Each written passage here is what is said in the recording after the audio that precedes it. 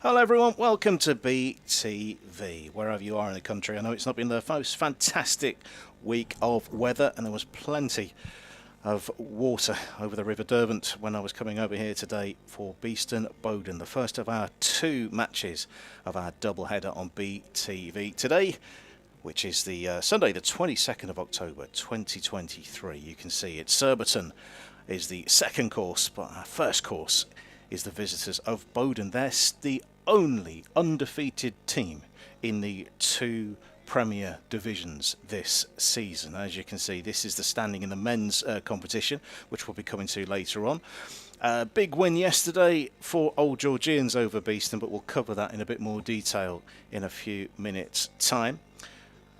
You can see the two teams' comparison through history in the Women's Premier Division. It's almost been an ever-present presence in the Premier Division for Bowdon and Bowdon Hightown, or Hightown as they were before that. You can see the 4 championships that they've secured in their time in the Premier Division. They were relegated at the back end of 2020, but they've come back stronger and have started this new season very strongly indeed. And this is the way that Beeston line up today. Couple of new faces in that lineup as well, freshening things up after yesterday's visit to the University of Birmingham. Sticking with Steph Tyrrell in goal, and also a couple of strong contenders for early players of the season. It was a good start to the season for Beeston's women, 2 wins in a row, but since then they've yet to pick up a point. So important today. Looking at Bowdon, a couple of familiar faces for them today. We're still not sure what Sophia Crayshaw's number is. That's why we've got the question mark there. Also, a couple of changes from yesterday. It was Sam Fairs who was playing yesterday away at... Sam Fairs were playing yesterday, but not this week. So we have a really, really good game in prospect. A quick warm welcome to your umpiring and officials team as well, as they're meeting the teams in the middle. Our officials today, Pripalta Hota and Kathy Wright. Umpiring, Chris O'Donovan is the match official. Beeston in the black and yellow. Bowdon in the change shirt of white with a stripe down the middle, black and red. Umpires in green today. Conditions looking very, very good indeed for a match in the Vitality Women's Premier Division. Good to see the ball patrol here today. Match ball being placed down. Beeston in their huddle. Beeston taking the lead yesterday. Lauren Burrell with her first goal of the season, goal for the captain. But Beeston then overcome by 2 goals later in the game. Bowdon yesterday, they were away at they were at home against University of Birmingham. Sienna Dunn scoring first for University of Birmingham, and 2 goals in a minute. Sophia Crayshaw and Sienna Dunn. We're not sure which order the goals were scored, whether it went to 2-0 or 1-1 before it became 2-1. Keely Parham on 48, getting the ultimate equalising goal. So that's it. You're fully up to date. Bowdon looking for their first win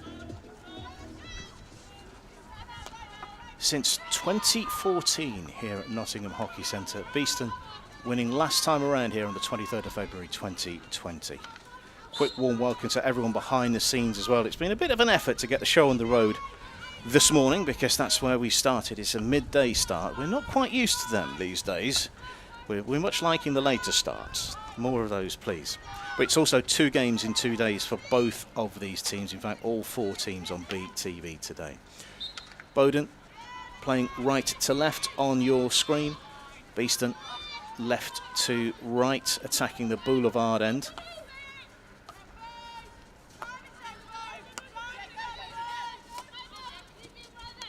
Ball carried over the sideline.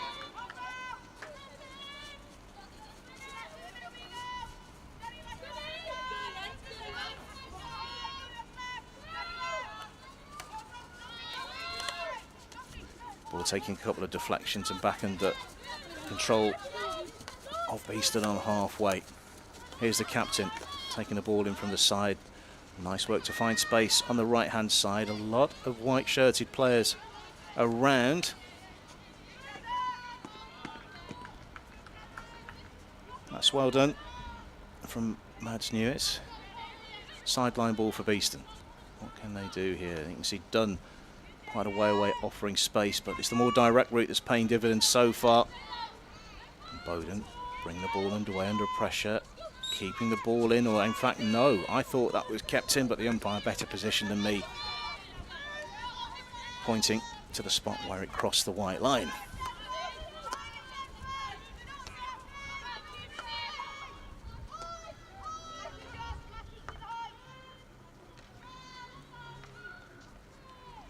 Into the circle for the second time, across the face of goal, and that's turned in. We've got a very, very early goal. Beeston take the lead.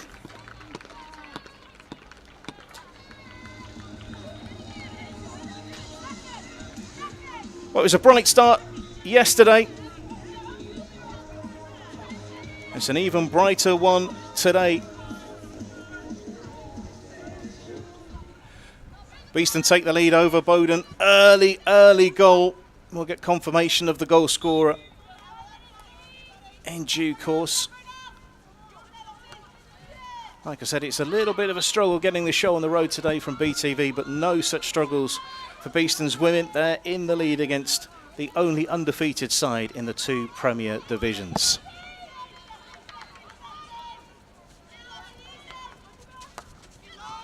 Ball creeping over the line.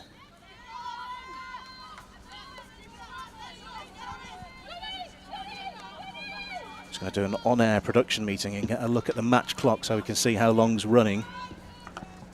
We can see that from here. No, even the big scoreboard doesn't have a rundown as well today, so things aren't quite going as smoothly off the field as they are on the field for Beeston's ladies this afternoon.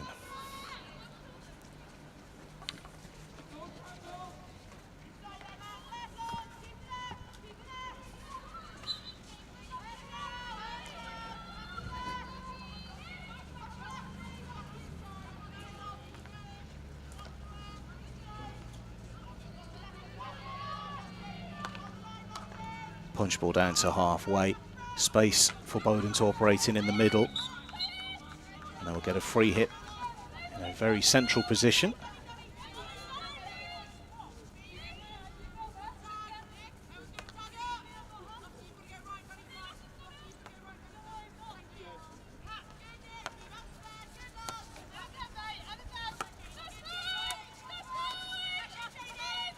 First time Bowdon have really made a movement towards the 23-metre line. Nice turn. Cat Boo still in possession now. Works it out to the left-hand side. Jane Kilpatrick is whistled against. It's Anya Curran who's underneath the ball.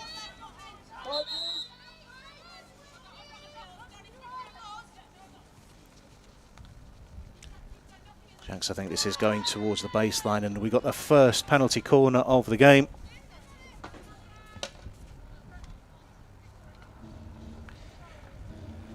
Umpire Kathy Wright pointing to the foot.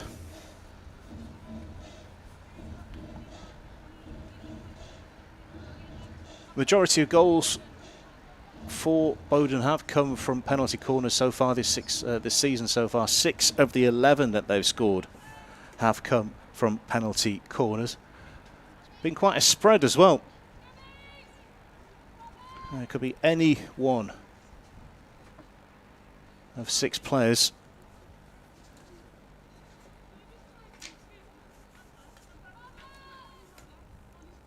Beeston taking a little while to get settled. I think we have got time off now, just whilst the face protectors are being set up.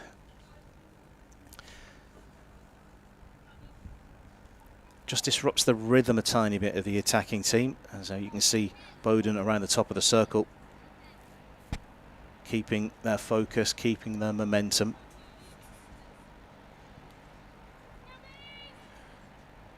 Sean French is there. Cat Booth is there.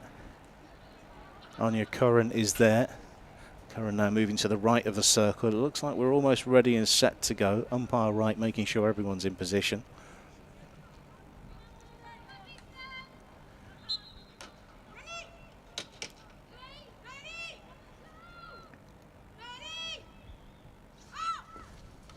Delivery to the left-hand side. It's a nice routine going to the open side. Goalkeeper makes the block and then punched away. Steph Tyrrell, first involvement in the game is a crucial one.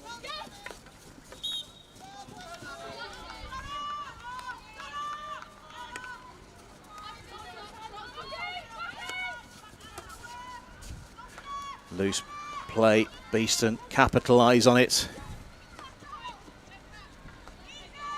Kilpatrick tries to go on the outside and does well. Kept in. Long corner. Lauren Dunn looking to get things moving very quickly again from Beeston. Decides to go and transfer the ball in towards the circle quickly. It's bouncing. Bowdon, defensive stick. Makes the important touch just ahead of the penalty spot. And there will be a defensive hit from around about there. Great start for Beeston.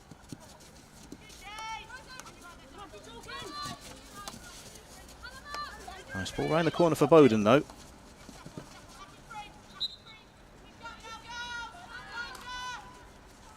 Rosie Bailey earning the free hit for Bowdon. That's going to be taken by Sean French. French plays towards the left-hand side of the circle, but beyond the reach of the runner and out for a defensive hit out. We've got plenty of other games starting all across this afternoon, both in the women's and the men's competitions. We'll try and keep you as up to date as we possibly can with those scores as we get the information from them.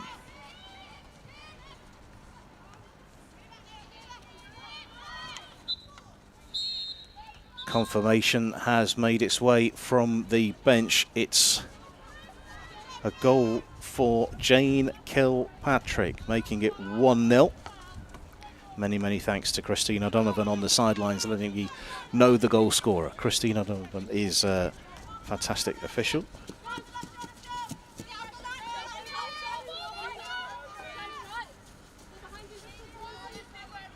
The support of everyone behind the scenes, we're always grateful for. Just to mark your card as well, we will have a 7-minute half time. So we will have a shorter half time than usual in this fixture.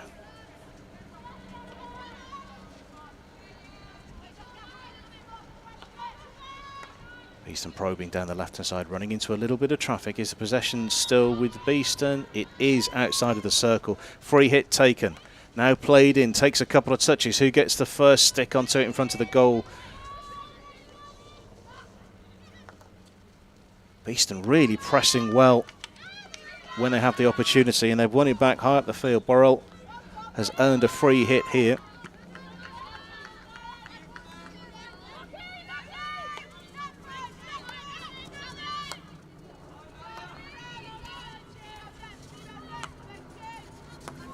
Mackie to Bell, back to Mackie.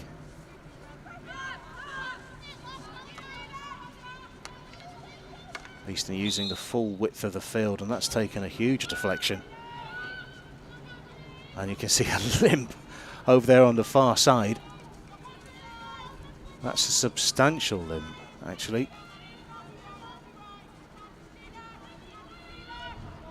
Just trying to get an idea of the player who's going off, and it looks like Anya Curran who is making her way off the field. Hopefully she'll be right as rain in no time, but that did look like a hefty bump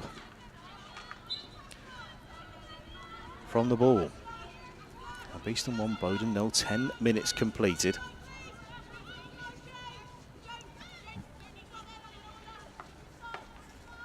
Wouldn't be unfair to say that Beeston are looking for a win today. Obviously they always do, but just the way the season's gone for them. 2 wins, Wimbledon and East Grinstead in the early weeks, has Bowdon pressed towards the top of the circle, important defensive touch, and we will be coming back for a free hit. Beeston scrambling back as the ball is played in towards the circle. Going to come back again with interest down the right-hand side of the circle now. Umpire watching along, and we do have a second penalty corner of the game.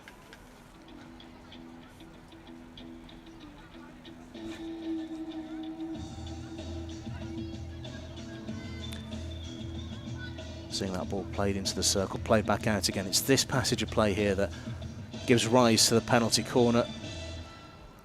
Umpire right on it.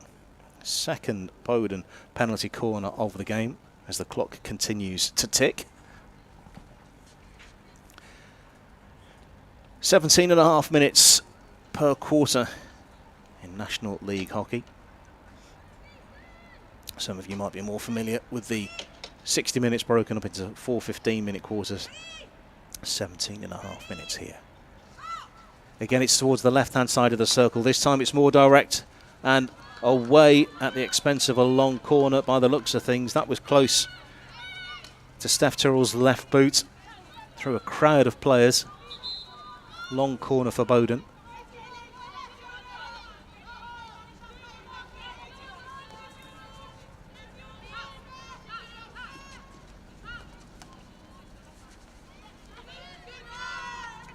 Good break potentially here for Beeston if they get it right, but immediately swarmed by Bowdon players, and another turnover on a 23-metre line. This time Beeston a little bit more impetus, bring the ball over halfway.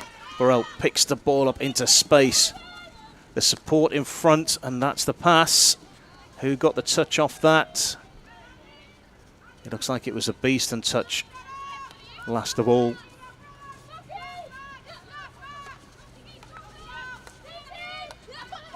We're hearing it was a second-minute goal for Jane Kilpatrick. Very, very bright start for Beeston. Burrell claiming not 5, and I think she's got a case there. And there's a green card being shown as well. Making her way off is 17, Sian French. Meanwhile, Beeston play the ball down the left-hand side. They're with a player over for 2 minutes now. That one coming through a crowd of players and finally getting a touch off a Beeston stick. 13 minutes gone. Beeston 1, Bowdon 0. First of 2 fixtures on BTV today.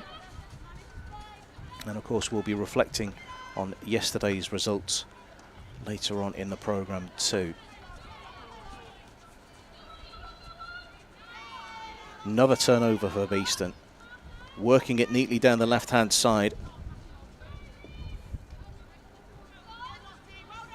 Looking at Miller's positioning there. Taking up a good position. Almost on the centre spot. On the penalty spot. Looking for that ball across the face.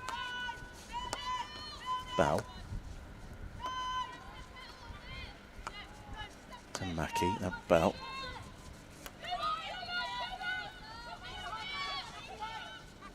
Summers. Back to Bell. Degree of control at this passage of play from Beeston. Now the ball comes into the circle, takes a deflection. Who did it come off? Umpire's arm is pointing outwards for a long corner. 2 games in 2 days for all 4 teams that we're looking at today.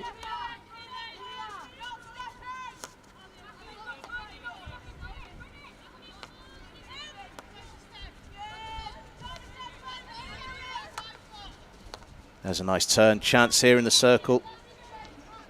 Stevens goes again.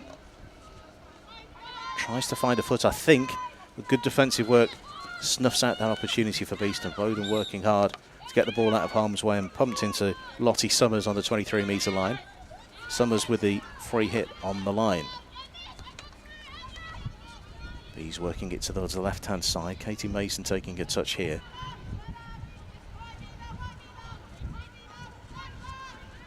Good skills. Run continues.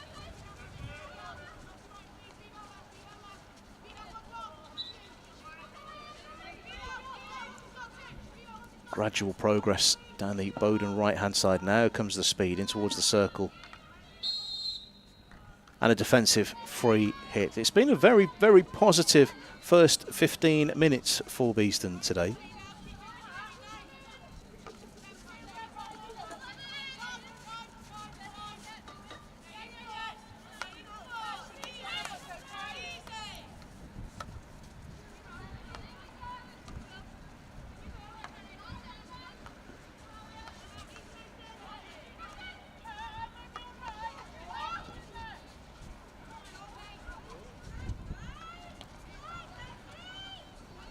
Bowdon probing down the right again, where they've had a fair bit of joy over the last couple of minutes. Into the circle and back out again.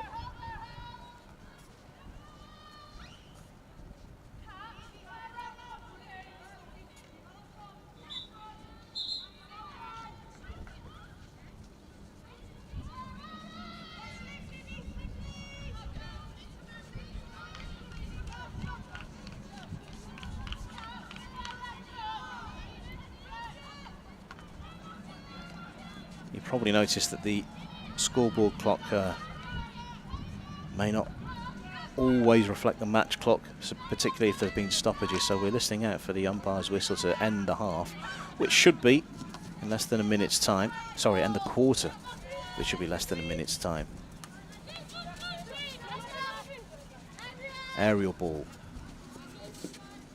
Bounces, big call of play from the umpire as Caris Miller hustles and harries and does very well to pick the ball up. Moss drives, and there's a great ball in towards the circle. Can this be number 2? Goalkeeper's done very, very well indeed.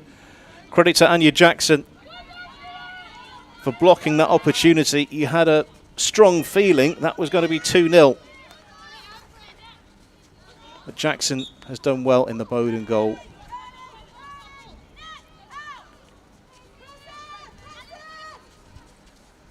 So we're into what we think are the last knockings of the first quarter.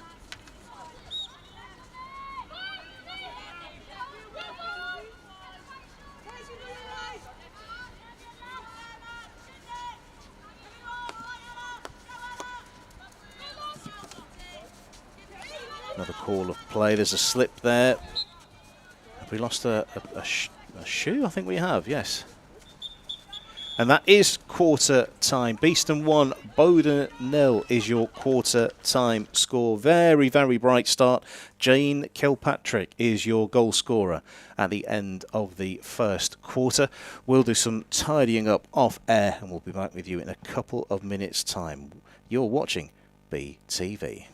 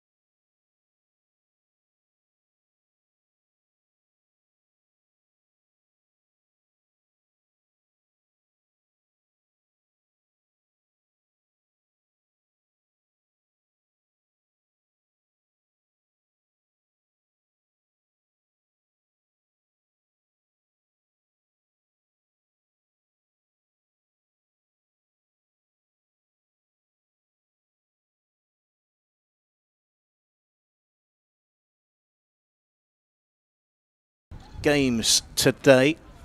Warm welcome to see Birmingham as the ball's into the centre of the circle. No one was there to collect it.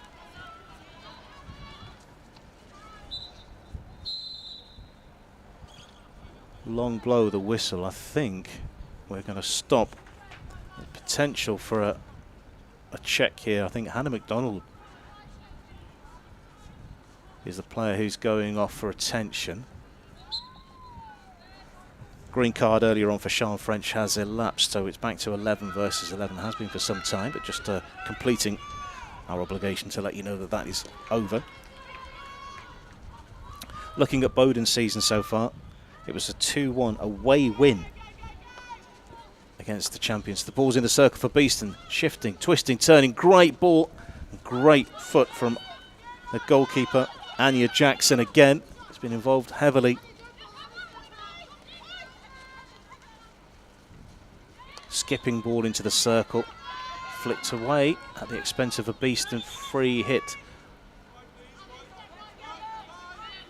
Umpire making sure it's 5 metres on the restart. Here's Bell. Mackie.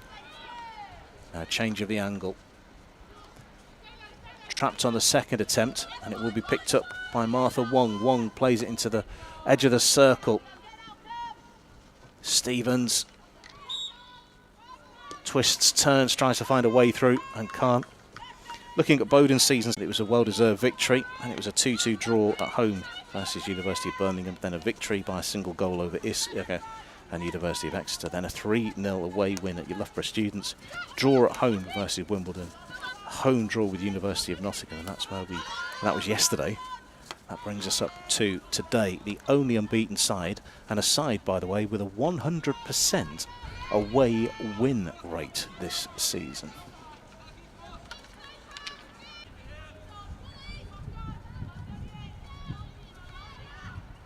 Pace dropping a tiny bit. It's good to see so many people on the far side of the field, on the balcony, on the spectator gallery. Sweep of the arm, long corner.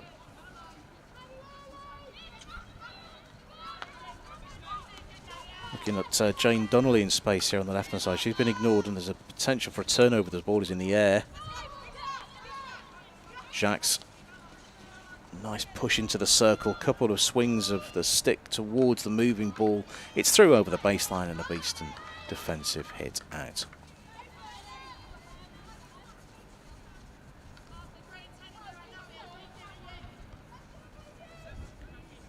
"22 minutes gone on BTV.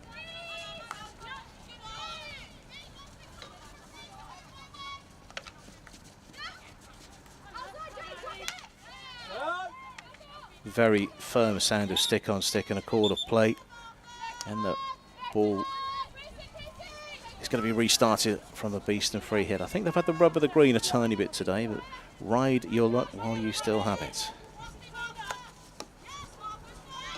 Strong pass which has been intercepted by French.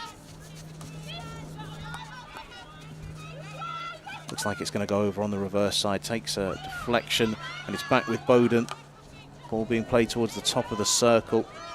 Strong defensive work from Beeston. Takes a little nibble off a stick. We'll go for a sideline ball. A couple of interchanges happening on the far side.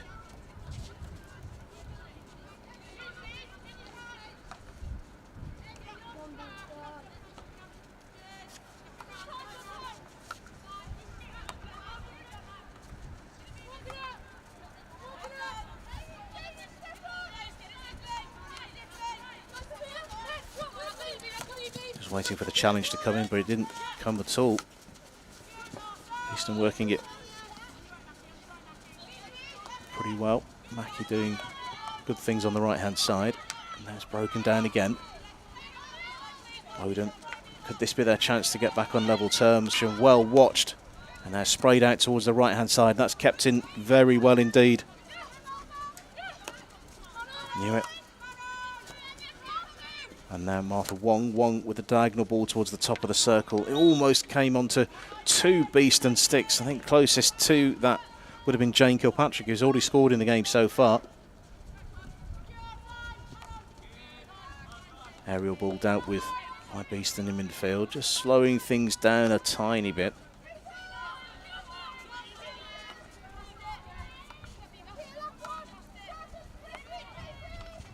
Powerful, low, hard.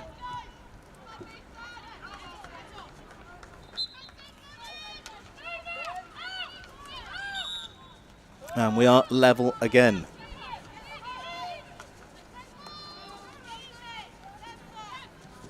think I saw the number of 17 on Sean French's back, but we'll wait for official confirmation of that when we get it.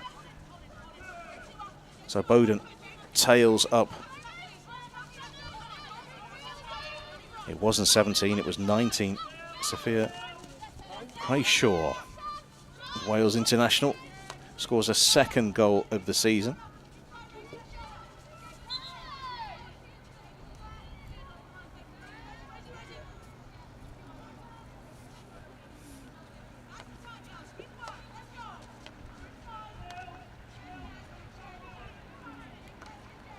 Into the circle again, or just held up outside by Beeston. How will they react to this? They were leading for a similar amount of time yesterday away at University of Birmingham.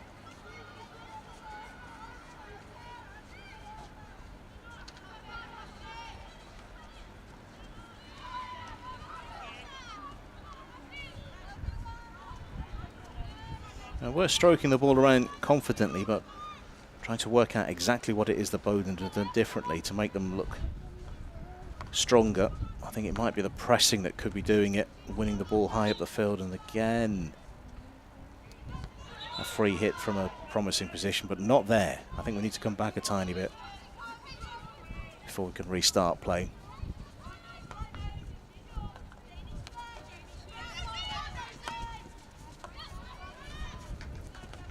Stevens just unable to make the breakthrough in that passing movement between the Bowdon players. Hopefully you can hear the appreciation of the crowd coming up on your speakers wherever you are in the world. Really good support.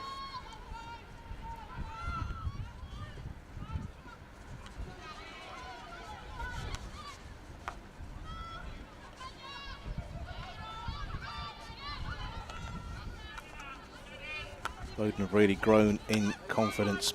There's Tennant whipping the ball down the left-hand side. Crayshaw does very well to get the ball up to the top of the circle, but it's been stolen off the end of the stick. This is great running from Summers, who's taking it a huge distance, just checks back now.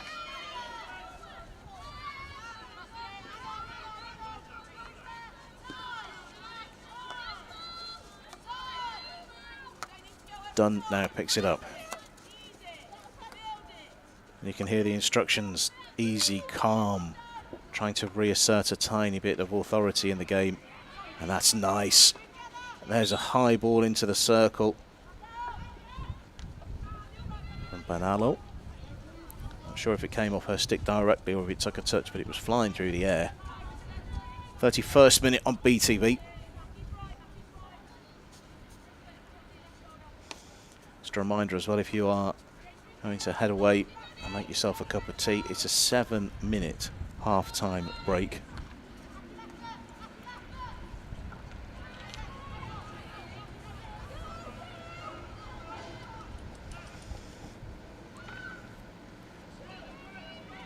Oh, very sticky for a moment. Beeston into the circle again and pushed away.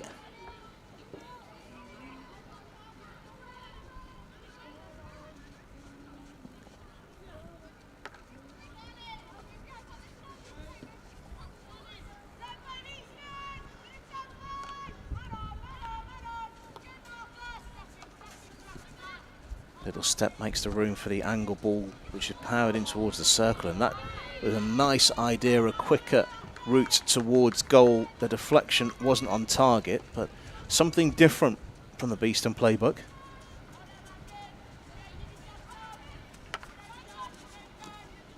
There's a tiny error, which Ella Cusack has capitalised on. Dunn now goes over for a restart. Even if we don't see another goal before the end of the half, it's important to leave an impression on your opponent as they go in for their team talk. If you end the half strongly, it tends to stick in their memory. There's another Nice bit of movement to create the space for the ball forward, and that's been picked up by Beeston. Is just outside the circle, inside now. Is there a route for a penalty corner? No, there isn't. It's come off a defensive stick for a long corner. 2 minutes and change to go until half time on BTV.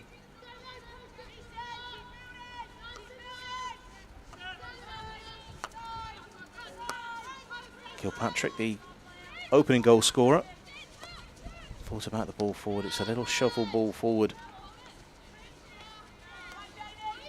Bowdon under a tiny bit of pressure, nearly picked off and just kept in play right in front of the chapel here.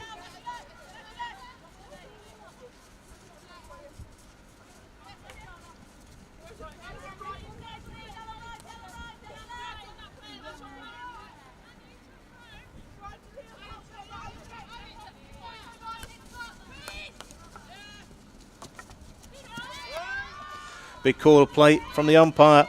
Cusack plays the ball out to the right-hand side for Benalo. And that's not the control that she wanted as the ball rolls out of play.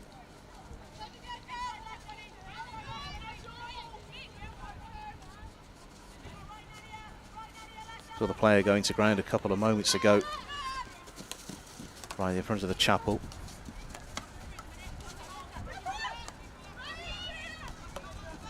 Might be more familiar with her as Rosie Bailey. It's now Rosie Threadgold. Tennant plays it quickly towards the left-hand side, which has been closed down by Beeston. One tackle broken. Free hit in a dangerous position with less than a minute to go until half-time. Played quickly. Beeston need to defend this well. Long corner. Lucy Tennant, arms outstretched, looking for something that she's seen that the umpires possibly, or she thinks, haven't. Nice. Again, Beeston doubling up on the attacking player, trying to block the route towards the circle, see out the half. The ball carried over the baseline at the expense of I was going to say a long corner, but we might be coming back for a free hit here. This is something that Beeston need to see out. Takes a couple of touches on the way through. And that is the half-time whistle. Very, very engaging first half comes to a close. Beeston 1, Bowdon 1, 35 minutes played on BTV. And just seeing off camera, Nadia Benalo having a good chat with umpire Pritpal Sahota. There's your match information on the screen now. Beeston taking the lead in the second minute from Jane Kilpatrick, the ball crawling and crawling and crawling and finally rolling over the line for the first goal of the game. Sophia Crayshaw with a thunderous low shot to square things up on 28 minutes. This is the position as things stand on BTV. Well, we got your attention. Take control of your healthcare. With Wait Less Time, you can easily compare waiting times, patient satisfaction rates and inspection reports at both NHS and private clinics in your area. Say goodbye to long wait times and hello to faster, more efficient healthcare with Wait Less Time. Available for free from autumn 2023. You're watching BTV.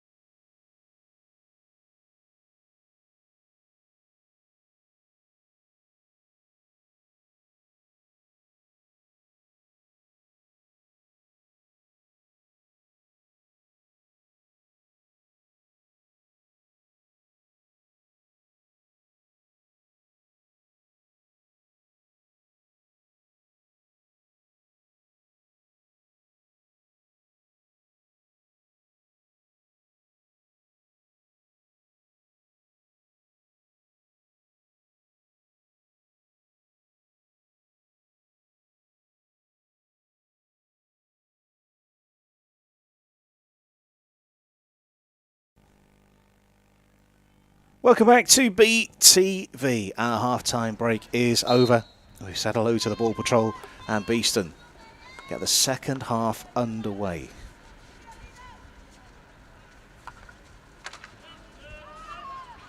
Beeston, if you're just joining us, in black, black and yellow.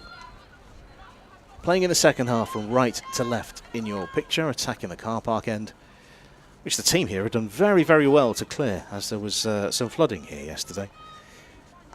Bowdon in the white, black and red, playing from left to right on your screen, attacking the boulevard end, which is the direction of travel that they're heading towards now, in possession of the ball. Nice towards the left-hand side. Beeston rushing to form a defensive barrier. Chance here for a shot. It's low and wide of the upright, and how close that was. For Bowdon going ahead. Very bright start for the visitors.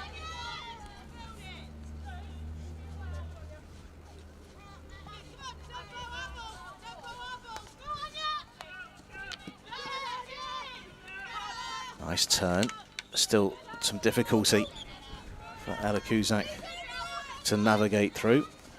Does so by earning a free hit. Summers playing it back, and look at the pressure coming from Bowdon. High up the field. A couple of options to go with the ball forward, and it's worked out quite nicely on the left-hand side.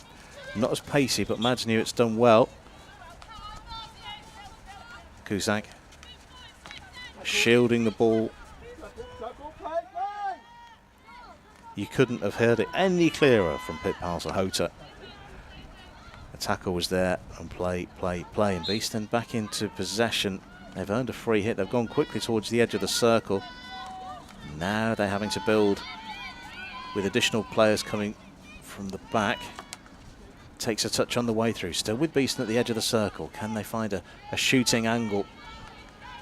They're moving around, looking for that entry point.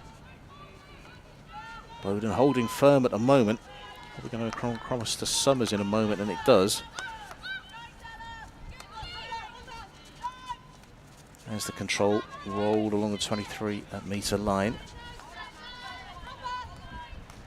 Just shielding the ball, trying to build a way in. Bowdon excellently defending the space. There's no route in for Beeston, which is why they're going round and round and round, looking to find that angle, that weak point in the defence.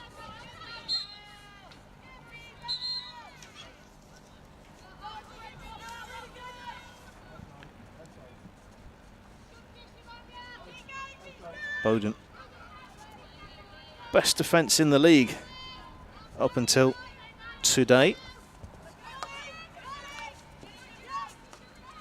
They'd only conceded 5 goals all season so far. Sorry, only conceded 6 goals all season so far. The goal difference of 5 is what they were on at the start of the day. That's not moved, but the goals against has gone up by 1. And I think I can hear a long whistle and appreciation from the crowd for that call from Kathy Wright. So it's a Beeston free hit as the sun disappears behind the clouds.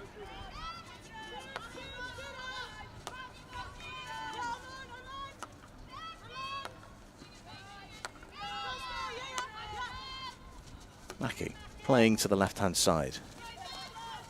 Summers steps inside, finds an angle ball. Doesn't quite come off for the Bees. And ahead of the circle, that's strong challenging, and that's a nice turnover from Mads. Newitt turns and races towards the car park end. Again, the crowd appreciating that effort from the whole team. Now it's punched into the circle, long corner.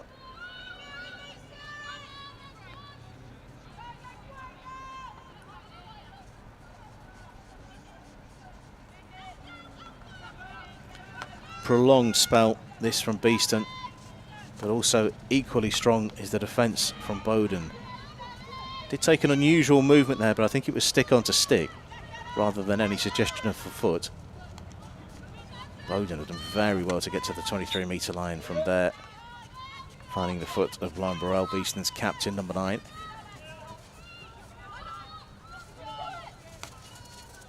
The angle ball doesn't come off, and that's a cheap turnover, which which Lottie Summers looks to take advantage of from the side here.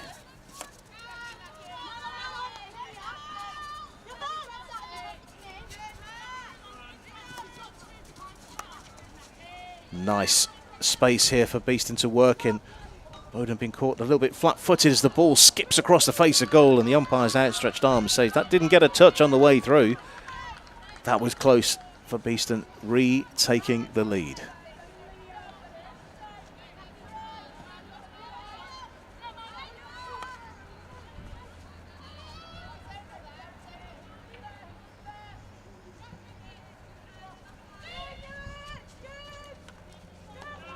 Good hustle, good harry from Beeston.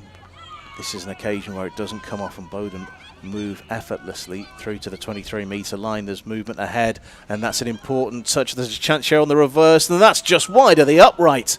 How close was that? Anya Curran on the reverse side, probably a ball's width away from the upright. We'll get a good look at it this time. I'll have a look out the window at the live play, but this replay is well worth watching. Nice turn.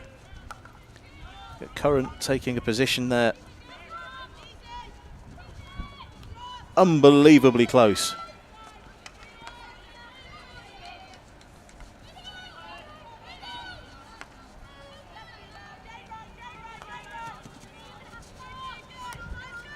Beeston mop things up in midfield through Bell. And it's a nice touch into the circle, chance here, and it's just been deflected behind by the looks of it. What's the umpire's decision? There's a little bit of confusion here. Long corner appears to be the restart, but we're just holding off. Looks like there's some difficulty with the equipment for Anya Jackson in the Bowdon goal, so we just hold off a second. Jane Kilpatrick, the initial goal scorer, is in position for the restart. Clock's rolling again.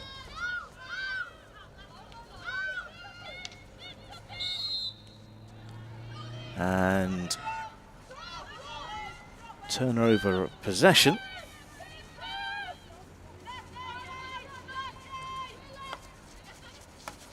It's another ball on this side of the field that's gone out of play following a touch like that.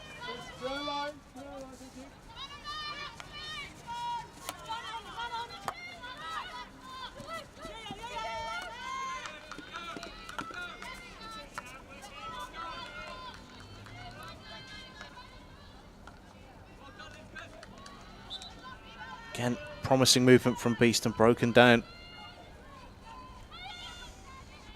43rd minute on BTV, wherever you're watching, particularly those of you on YouTube. If you want to send us a comment, do send us a comment. All of that engagement is very important indeed. It helps us as the ball's been taken over the baseline in that Beeston attack. The engagement is everything. We really do benefit from your engagement, your likes, your subscribes, your shares, and the comments that you send in.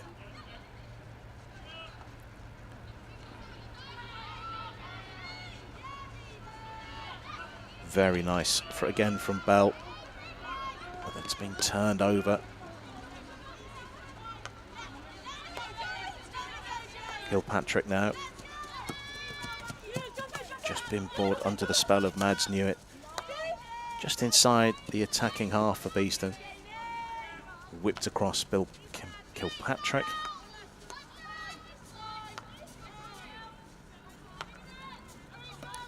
It's almost an indoor hockey feel to the way that Beeston are stroking the ball around about the back. Waiting, anticipating, seeing where that opportunity, the shaft of light is in the Bowdon defence, and there it is. There's the layoff to Kilpatrick. Kilpatrick thinks about whipping the ball in. It takes a couple of skips, and who gets a touch is a penalty corner is the outcome of that play.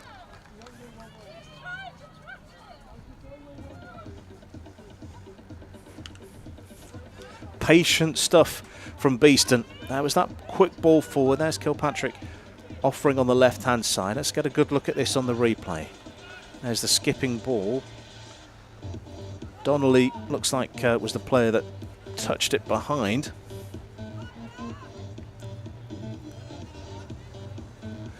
So the first penalty corner of the game for Beeston. And the usual question, What do they have in the locker? As Bowdon look to prepare to defend this. We do have a stoppage again. I think it might be an equipment thing just on the goal line.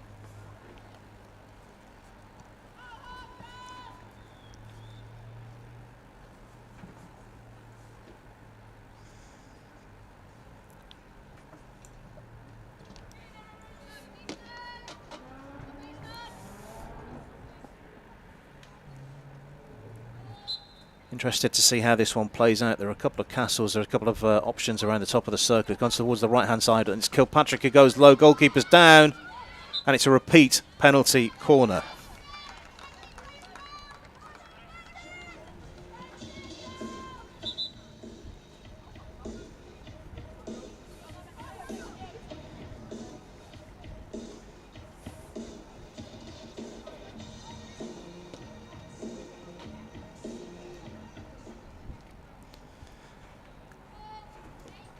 The last one went to the right of the two. This one goes out to the left.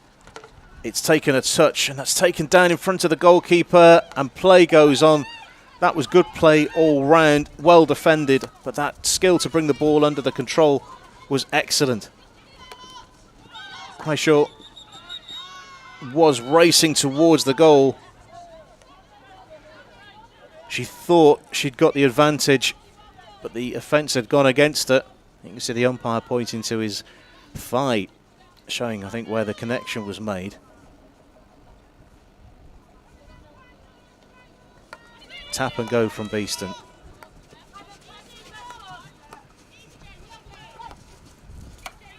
Intercepted bang on halfway by Hannah MacDonald.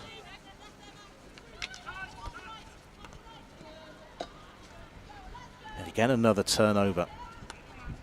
Quick reminder as Lauren Burrell runs into traffic on halfway. The speed of the game, the tempo has increased again.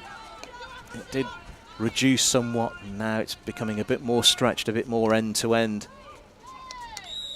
Penalty corner for the offence outside.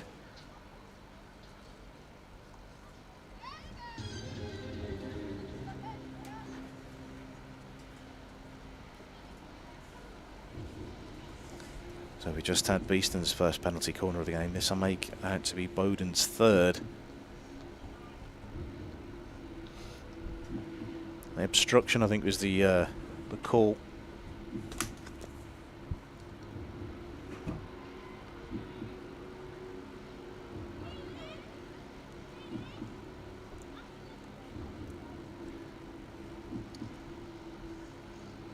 Donnelly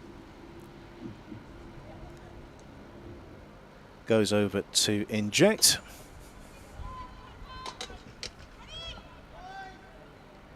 Bowdon a set, Beeston a set. Out of the circle, back in, and that's a very, very good bit of skill to watch the ball from B. Bell, who was down low, and there's a player down here. We will be stopping and coming back to that. We won't show you the player who's down, but I can see it's number 8, Jane Kilpatrick, who's currently down. It could be a facial injury.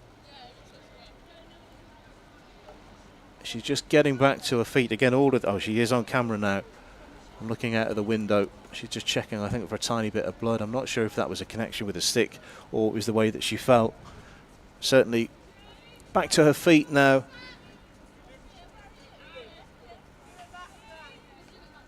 And all is well with the world. I think Bowdon are going to go. Oh, we're going to go for a bully.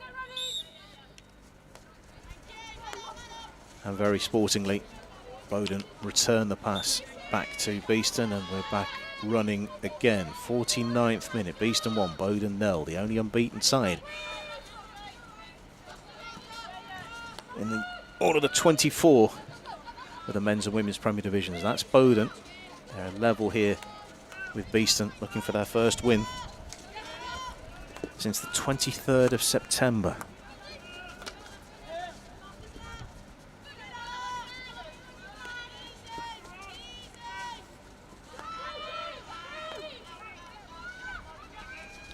Bowdon with a good swarming press, win the ball high up the field.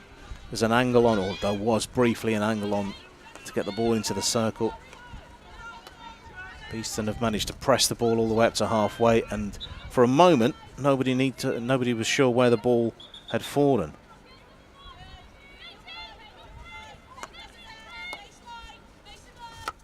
Booth's ball is intercepted just inside the 23-metre line. Now the pace, and we are going to see a card here, and that's a yellow card that has been shown.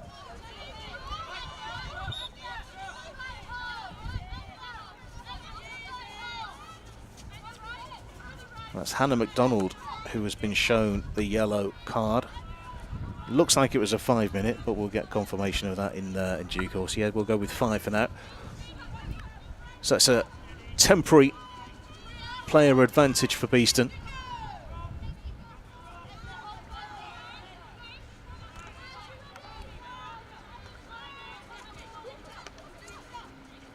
That will last into the final quarter of the game. The bulk of it will be here in the third quarter. Can they make the most of this player advantage?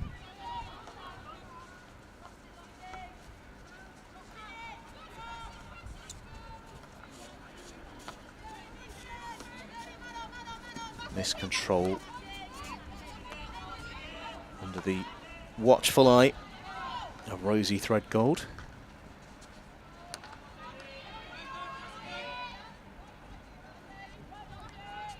And canny little bit of game management there, just stopping the ball on the line, waiting for a colleague to come and go with a reset. Shaves a couple of seconds off that yellow card. Ball trapped in a corner, we'll probably hear a whistle any second.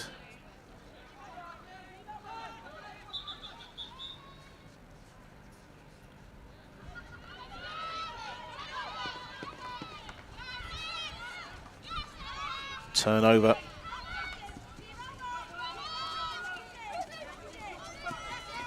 Again, really good hustle and harry. Bowdon more than equal to that at that occasion.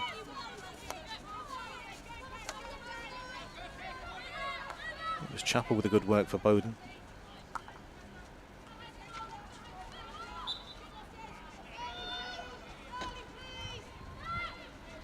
Here comes the angle ball towards the top of the circle. Two Beeston players get to it, and there's a moment where two sticks are entangled. Bowdon into the circle on the reverse. That's not a great shot. Down into the turf.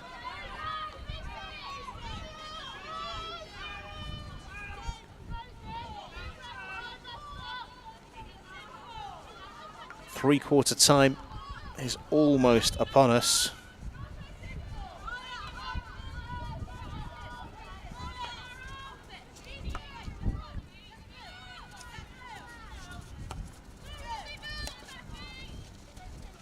.46 is Martha Wong.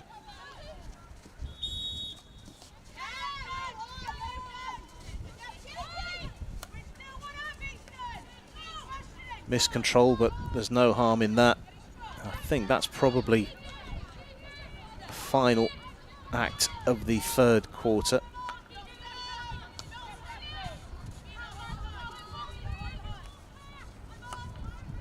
The team's waiting for the whistle to blow. There's a little bit more time. Don't forget we did have a bit of a stoppage, so the TV clock may not exactly match the match clock.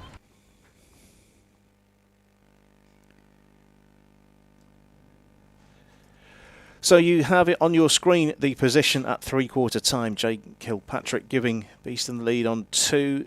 Sophia Crayshaw equalising on 28. Two very different goals, and they both count the same. We do have a yellow card in progress for Bowdon. Hannah MacDonald will conclude that yellow card about a minute to go in the fourth quarter.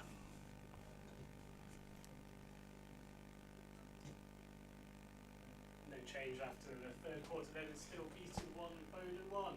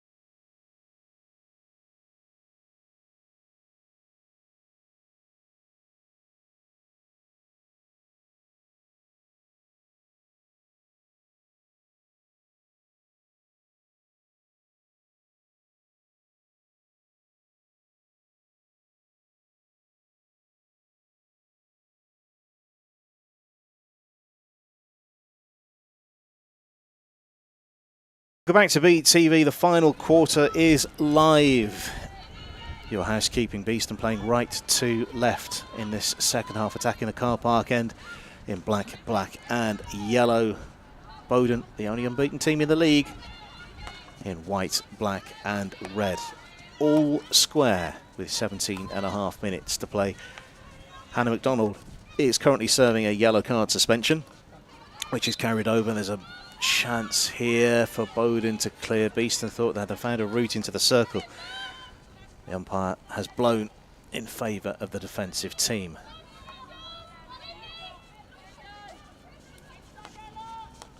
Anya Jackson, it's fair to say, had the busier of the two goalkeepers, particularly in the first half. A couple of excellent stops.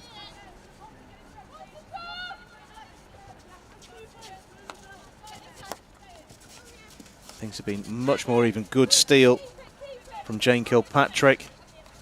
Clearly showing no ill effects from that injury stoppage a few moments ago. We will be coming back though. There's a long blow of the whistle.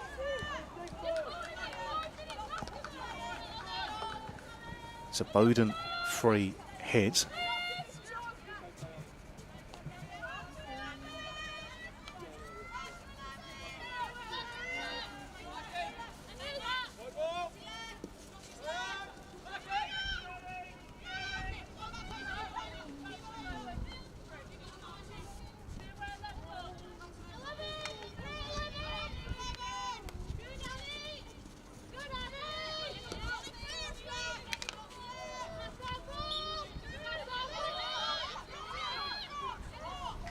Chappell, her ball into the circle, is through the air. Big call of play. Beeston will get it clear. I think they were quite fortunate as the ball was flying through the air.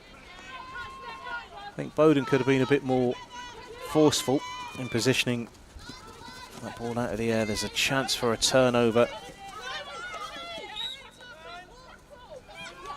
French is the player in possession now.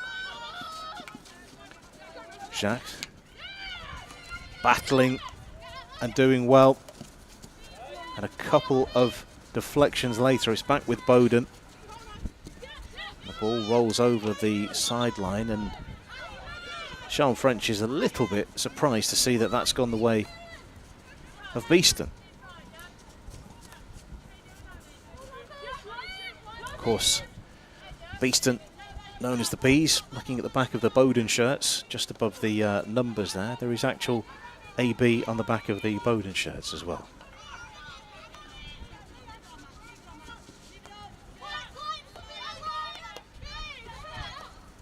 That's nice from the goal scorer. Cray Shaw brings the ball into the circle, composed running, flicked away. Maddie Scullion diving for it, I think, in the middle of the circle. Defensive hit out for Beeston. 14 minutes to play now. Is there a winner in this game? Will it be a first point on the board for Beeston since the 23rd of September? Will Bowdon continue that unbeaten run? Or will there be a winner by the end of the game?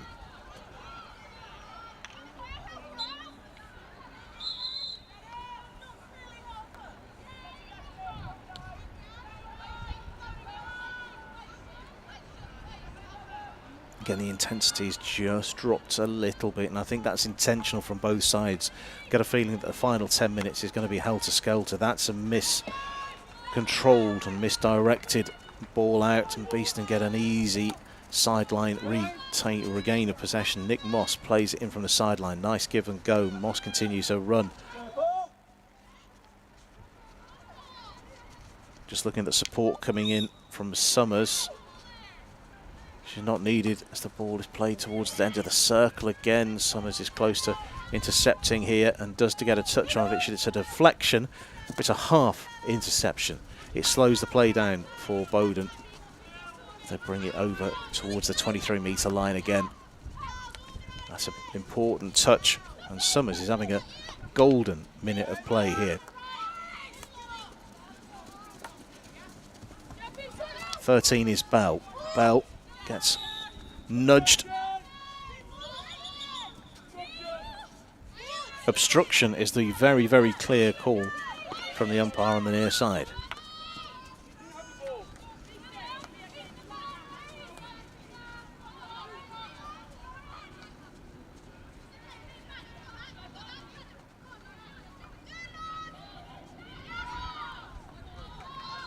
captain of Beeston, Lauren Burrell, right over there on the far side of the field, trying to engineer something.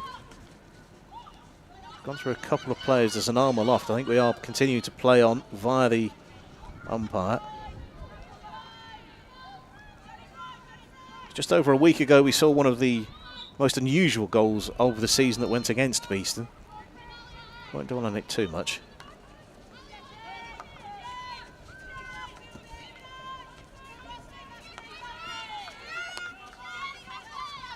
Lucy Mackey getting appreciation from the bench. Give and go.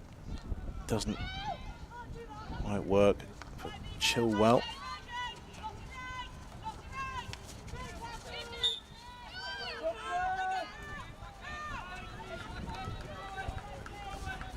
That yellow card is more than elapsed now for Hannah MacDonald. Back up to a full complement of players on both sides.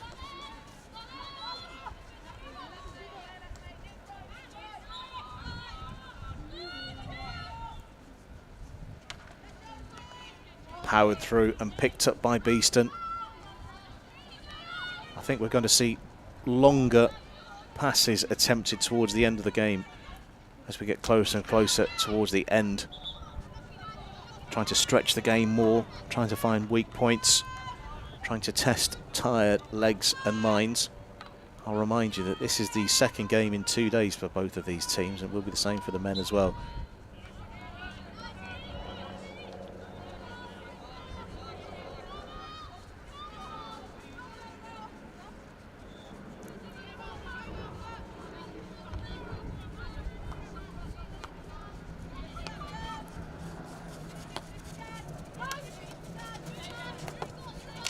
Dunn trying to, with a nutmeg, I think, nutmeg attempt.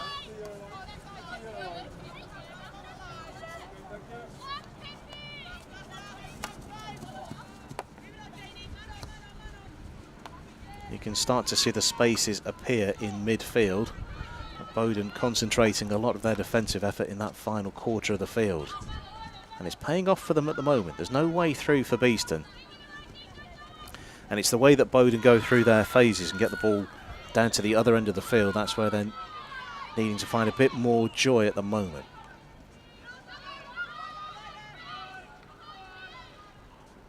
Burrell. And we are going to stop. There's a player down on the far side of the field.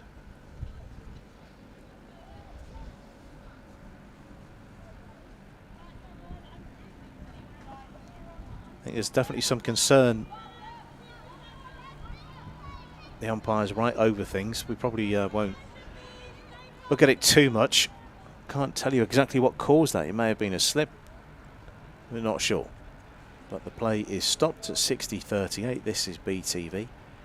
We are live today. It is Sunday the 22nd of October 2023. It's coming up to about 1:15 in the afternoon here at Nottingham Hockey Centre.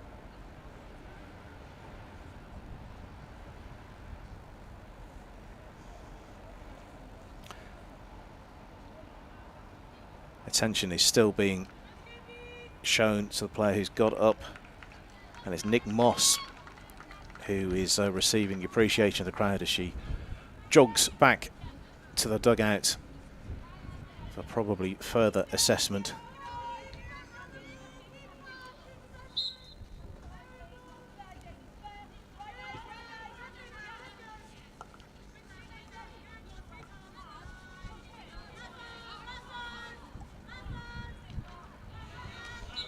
Beeston forming an effective block and doing very well for the restart, and we must restart from the right place.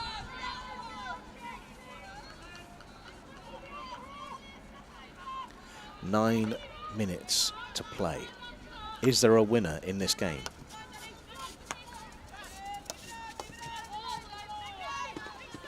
Anna Cusack not thrilled with herself. She probably picked up on the microphone about that attempted ball forward. Chance here for an interception, but good use of the body. And I think we're going to see a card shown here. I'm not sure if that's a green or a yellow, just purely down to the light of the sky. I think it's a green card that's been shown. And there's a player disappearing off. Alia Jacques, who is the player who has been shown the green card, number 10 for Bowdon. So another suspension for Bowdon. No cards today for Beeston yet. One thing to say from that, that's 9 minutes of suspension for players for Bowdon that Beeston haven't really taken advantage of. Of course, this green card for Jacques is continuing. It's not quite 9 minutes yet, but it's will be close to that soon.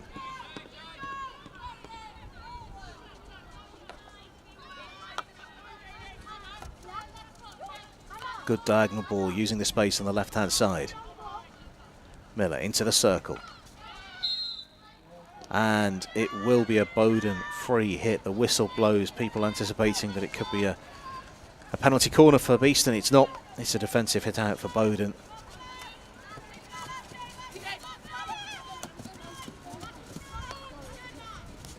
Beeston's defence standing up to this. Oh, that's very neat. And then popping up into the face of Hannah MacDonald. And we will stop for that. And she's just going to ground now. It's right in front of us here, and she's shaking her head.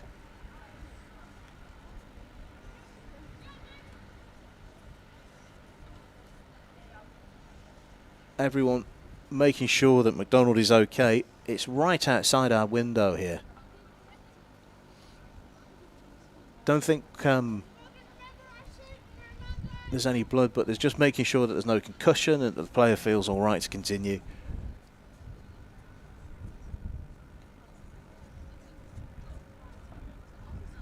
Clock stopped at 63:01, so just a touch under 7 minutes to play.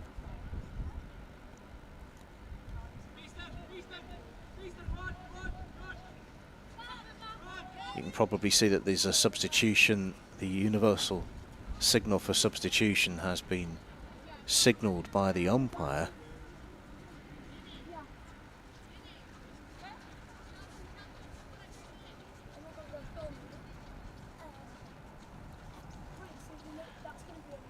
We'll have a look at the Bowdon players. I will continue to look out of the window at the situation.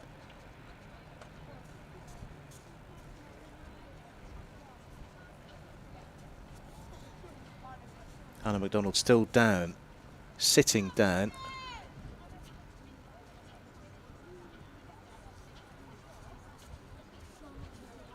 Might be a suggestion that there's an injury to the cheekbone here. But what we will do is bring you up to position in the game so far. We've had 2 goals. Jane Kilpatrick on 2. With a ball that crawled and crawled and crawled and just got over the line. And on 28, Sophia Crayshaw was gifted a huge amount of space with a pass in the centre, and she was able to take advantage and put the ball low and hard into the goal. So you can see Hannah MacDonald being assisted off the field of play. I think that may be her game done.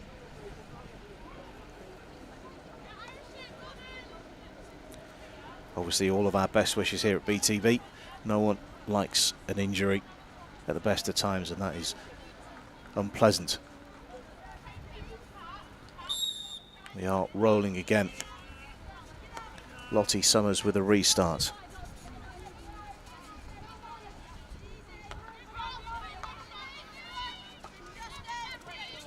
Nice diagonal ball. Can Beeston find a route through 2 players? No, they can't. Well, not legally.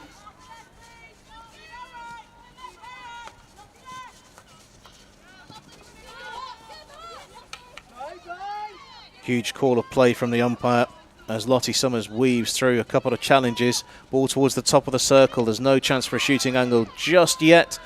And Bowdon swarm into the fence.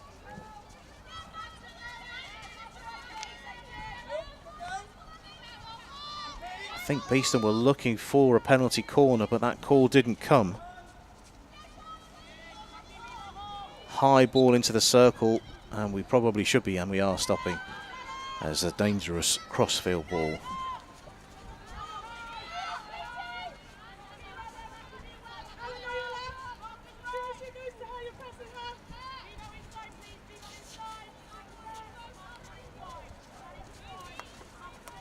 I know it's dangerous to start summing up with 5 minutes to go, but I think both teams, as it stands, will be quite happy with the result. A point on the board from for Beeston's perspective means it stopped the rot. The run of 4 games on defeat would stop, and on the flip side of it, Bowdon's undefeated run continues. But, as I said, there's still 5 minutes left to play. There's another player going to ground on the 23-metre line. Rosie Threadgold is the player, just getting back to her feet. She's got up and is running in towards the circle. She's been ignored by Annie Chappell. Beeston mopped things up very sweetly. And Summers brings the ball forward, and then a couple of the players, and myself included, lose the ball in the sun that suddenly come out, and that's a great bit of picking.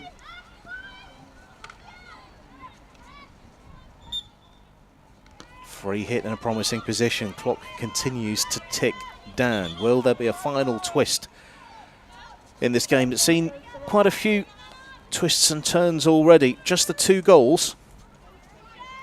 Spells where Beeston looked very good in the first quarter. Bowdon have probably shaded it so far, even though it has been quite even.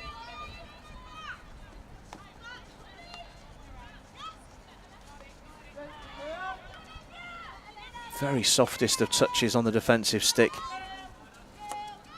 Beeston probing again. That yellow card, well, the green card is over for Alia Jack, so it's back up to 11. Into the circle. Is there a shooting chance here? Umpire watching on with great intent. Goalkeepers come out, and it's a defensive hit for Bowdon. A little bit of chaos at the back of the field. Players screaming for possession of the ball. Great to see at this end of the game after 2 days of matches. There's Rosie Threadgold, the player right in front of us, who didn't bring the ball under her spout. Right under the gaze of the camera. Diagonal aerial ball taken down beautifully. Wonderful stuff from Lauren Burrell, Beeston's captain. And there's a chance in the circle here. What's the best option? Can you get a shot away? Can you get a penalty corner? And I must say, Bowdon have very well done to get out from that position. Long corner, though. That's probably the best of the 3 possible outcomes from that position from a Bowdon perspective. Diagonal ball, top of the circle, can't be trapped. Suggestion that it got a touch. And it did get a touch. Long corner. Lucy Mackey with a restart. Punched in towards the circle, but a strong defensive stick blocks the route in towards the circle. Aerial away. Good control from Beeston. 1 more throw of the dice, maybe 2 more. That's great towards the edge of the circle, but straight to a Bowdon stick. Mads knew it, thought she got possession of the ball high up the field, but no, it's another turnover. Still a great energy to the game, I was saying, and suggesting there might be more openness towards the end of the game, and that's certainly what's happening here. 2 minutes to play. Beeston in possession of the ball.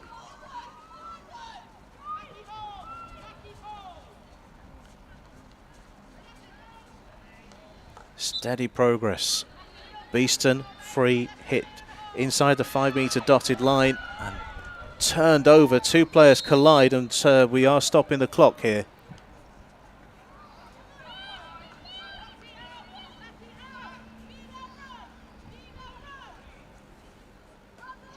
Nick Moss is the player, certainly one of the 2 players that were involved there.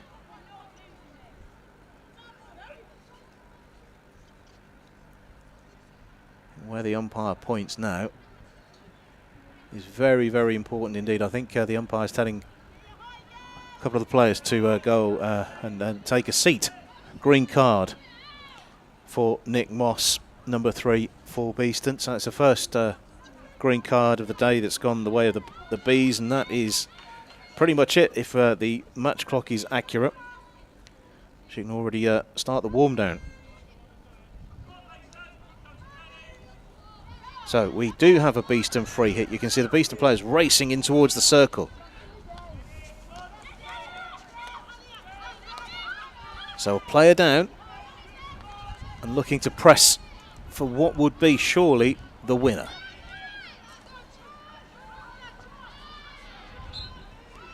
Bowdon free hit.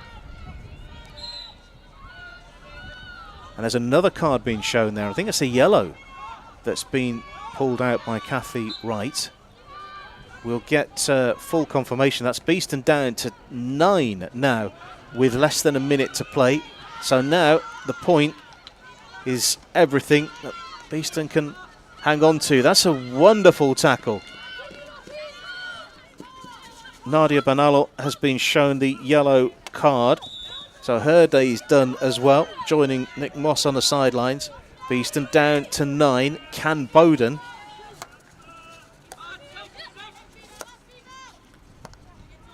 Who are a player up. They've got a green card of their own to contend with. And huge cheers as Beeston see off that attack. And I think we've heard the final whistle. That is it. It's all over. Points are shared. Beeston stopped the rot with a first point on the board since the 23rd of September when they beat East Grinstead here at Nottingham Hockey Centre. And Bowdon also continue their unbeaten run. They're the only team in the top divisions and both the men's and the women's competitions to be unbeaten. Their run continues. I think it was quite it was fair result in the grand scheme of things. Jane Kilpatrick scoring on 2 for Beeston. And it was the best spell of the game in the first quarter for Beeston. Bowdon gradually coming more stronger and stronger into the game. Sophia Crayshaw finding the time and the space to put the ball low and hard into the goal on the 28th minute for the equaliser. And that was the final goal of the game. We've had a little flurry of cards towards the end, but we'll bring you some more detail on that in a few moments' time. You can see it's almost time for the second course of our match menu today. Beeston versus Surbiton is the second of our fixtures today. That will be with us in just over 31 minutes time, so there is plenty of time to go and get yourself a drink before we set up for that. We'll need to change the furniture around ready for the start of the next fixture. Makes everything say Surbiton rather than Bowdon, so that will be off air for a moment or two. Do stay with the stream. Whilst we've got your attention, take control of your healthcare with Wait Less Time. You can easily compare waiting times, patient satisfaction rates and inspection reports of both NHS and private clinics in your area. Say goodbye to long wait times and hello to faster, more efficient healthcare with Wait Less Time. Available for free from autumn 2023. You're watching BTV. Stick with us for the second course of the day. Beeston versus Surbiton in the Men's Premier Division.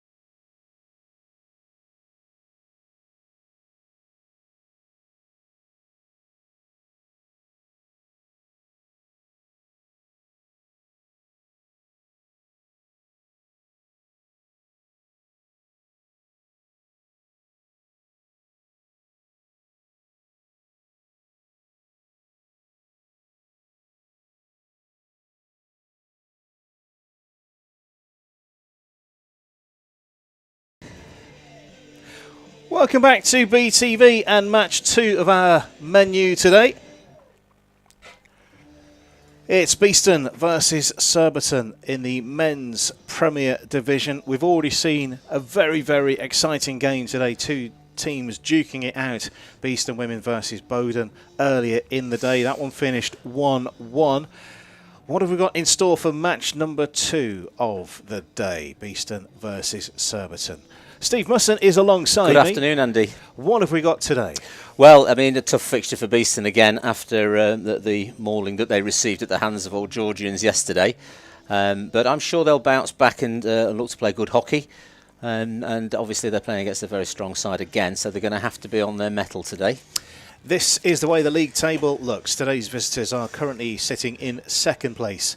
There are 4 teams on 15 points. Beeston are just a little bit behind that in the chasing pack, but already the league's starting to take form. And I think we must address yesterday's result before we go any further. Yeah, I think it's. I've spoken to Stephen Wood, the Beeston coach, about that result. He had a very philosophical view on it. He went down there expecting it to be a very difficult game to win. He wanted to score goals against a good side. And he felt he achieved that. And obviously a lot to do as far as the defensive side of things are concerned. You can see in the 2 histories of the 2 teams a couple of long spells in the top division. There's a couple of back-to-back championships for both teams in the middle of that. Yeah. And just while we were talking about yesterday's result, a quick look at the teams as well, and also how do you bounce back from such a result as yesterday? Well, I think to some extent you just have to, in the context of this league and the way that we know there's 5-6 strong sides at the top of it, you've got to dismiss that from your mind and look at the games that you've played where you've got wins, try to improve. It's nothing better than testing yourself against the best sides. So this is another opportunity to help Beeston in their development phase get used to that standard. And also a quick note about Henry Croft, who scored 2 yesterday from open play. He would have been top of the scoring charts if it wasn't for Sam Ward scoring 6. Yes, and this is typical Sam Ward in a game like that. He has always been prolific and he remains so. Looking at the Surbiton squad today, quite a few familiar faces. We've got international players pretty much throughout the side today. Yeah, very much so. Just looking at a couple of ex-Beeston players in there. Nick Park was here and James Gall was here. I've noticed that Tom Salisbury's not on the list. I don't quite know why that is. But nevertheless, the side is brimming with international players.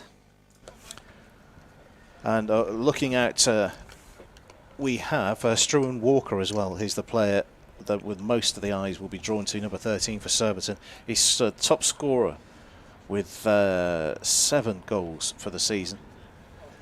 So yeah, we'll keep an eye on how this develops. Your card being marked. Firstly, Surbiton getting things underway in the white with the green flashes against Beeston in the black and yellow. Surbiton attacking the car park end in the first half, right to left on your screens. Beeston going left to right, attacking the boulevard end. And already the ball's gone out of play there. I think it must have came off a Beeston stick last, so all Surbiton's sideline ball. Off Ali Richmond's stick. I mean, Beeston in this early phase, we've got to make sure that they do everything correct. They don't want to be conceding goals early. However the game's going to pan out, this first phase is very important, as it is in any hockey game. You see straight away the aerial ball thrown onto the baseline. I think we're going for a penalty corner. Yeah, that's right. A tactic that you're seeing more and more of now. Good aerial ball to the baseline, forward in position in first place. So he's got the honour to receive that ball, and he needs to bring it down under control before he can be challenged. As he was challenged, it becomes a penalty corner. There you see it. So it's a little bit too quick stepping in on the defence. Yes, that's right. And so it's not quite the start you want. You don't want to be giving away a penalty corner in the first couple of minutes. Struan Walker, number 13, is the player with the headband. And that's the one that a lot of eyes will be drawn to. Yes, calmly waiting, just setting himself up. See David Goodfield on the trap. Beeston just getting their kit on, and Taylor Craigie going to be called into action straight away, I would imagine. Well, already he's had a busy weekend this weekend. I don't know the match day 16 or 15 that travelled yesterday, so I'm assuming there that it was our good friend from New Zealand in the goals. Yes, he was, yes. So here we go. It's low, and that's a very, very impressive stop early on. Exactly. Well, what a way to bounce back from yesterday. First corner, great save, diving to the right. That was a full contact as well. Yeah. So great confidence builder Definitely. early on. That's exactly what you need to do in situations like this. Not be down at all about what happened yesterday. Forget it and just get on with the next game in play and see how well you do. Very high position for the transfer for Surbiton. Taking a little touch on the way through, and this is the first chance that Beeston have really got to put their foot on the gas and bring the ball over towards halfway, and they've worked their way out of the press pretty well. Yeah, very nice. And there's a unconventional forward ball, but it's we'll say that's a success. Yes. Ali Richmond chases things down on the left-hand side, and it's been robbed in the Surbiton defence, and the very noticeable Straw and Walker with the ball forward. Yep. And that's a nice stopping tackle. It is, yeah. I think another thing that Beeston have got to achieve today is if that ball gets forward, if they can get it forward, that it stays there for as long as possible, doesn't come flying back on almost on the rebound into another Surbiton attack. There's another use of the aerial. Taken down inside and then outside the circle again. Who's got the touch on that one? It will come back again. We've had the pitch watered, by the way, just before the start of the game. So we've not had a down ball. We've had the pitch watered. It's gone very bright. It has, today. yeah. In comparison with the last few days, it's a welcome change. On that note, I did tune in, and that's a disappointing bit of play from Beeston's defence. And Surbiton and Oxted played in torrential conditions in the first quarter. Right. Surbiton scoring very, very late on. I think it's the final touch of the first quarter that got the ball rolling for them, comfortably working their way to a 6-0 victory yesterday at Sugden Road. See, these little moments that, the pressure's very strong on every individual player.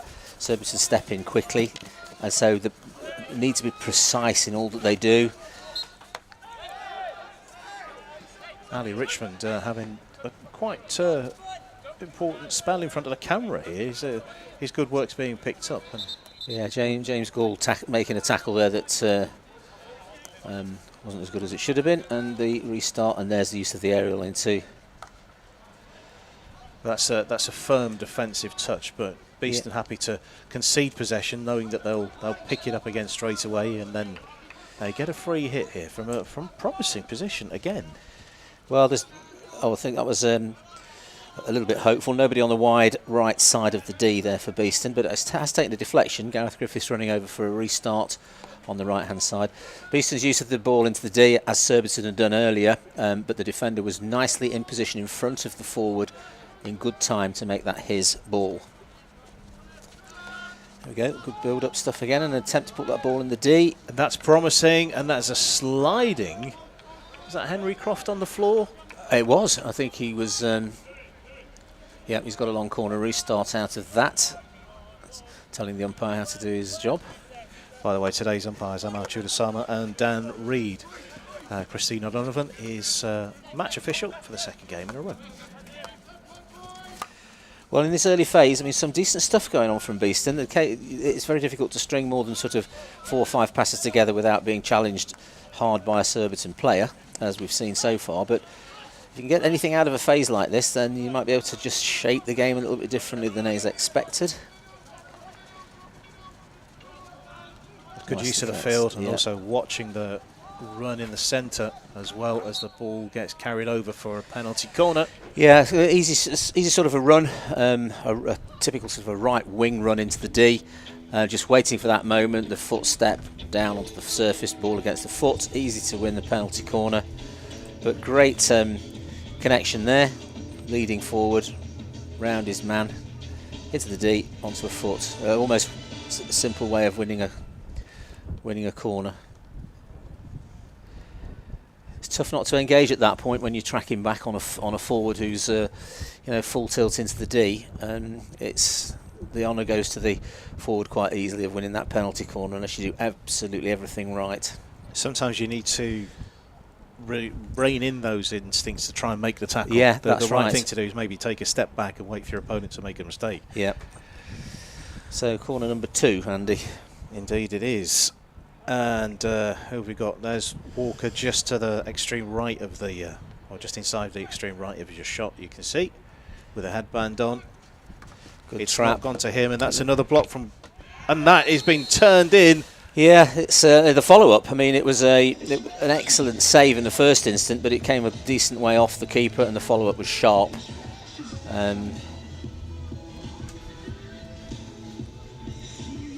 Difficult, really, for any defender to get in front of Taylor Craigie in that situation. There, Nice, clear path to Lewis the ball. Gittins Lewis in there. Gittins, it is, making his third goal of the season.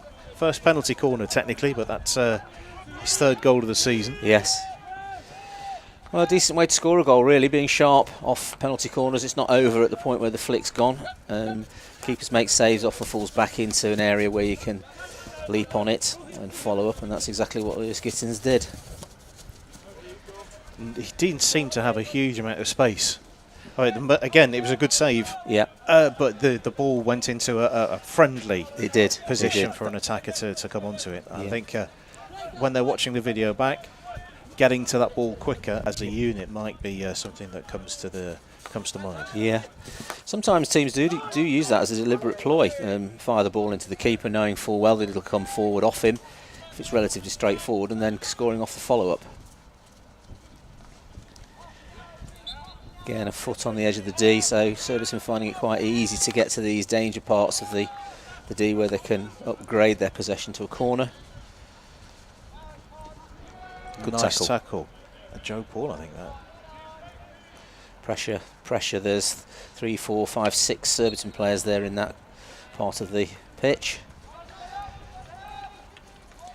And of course their work rate back into their defensive shape will be quick enough so that they're not really exposed on any kind of quick restart.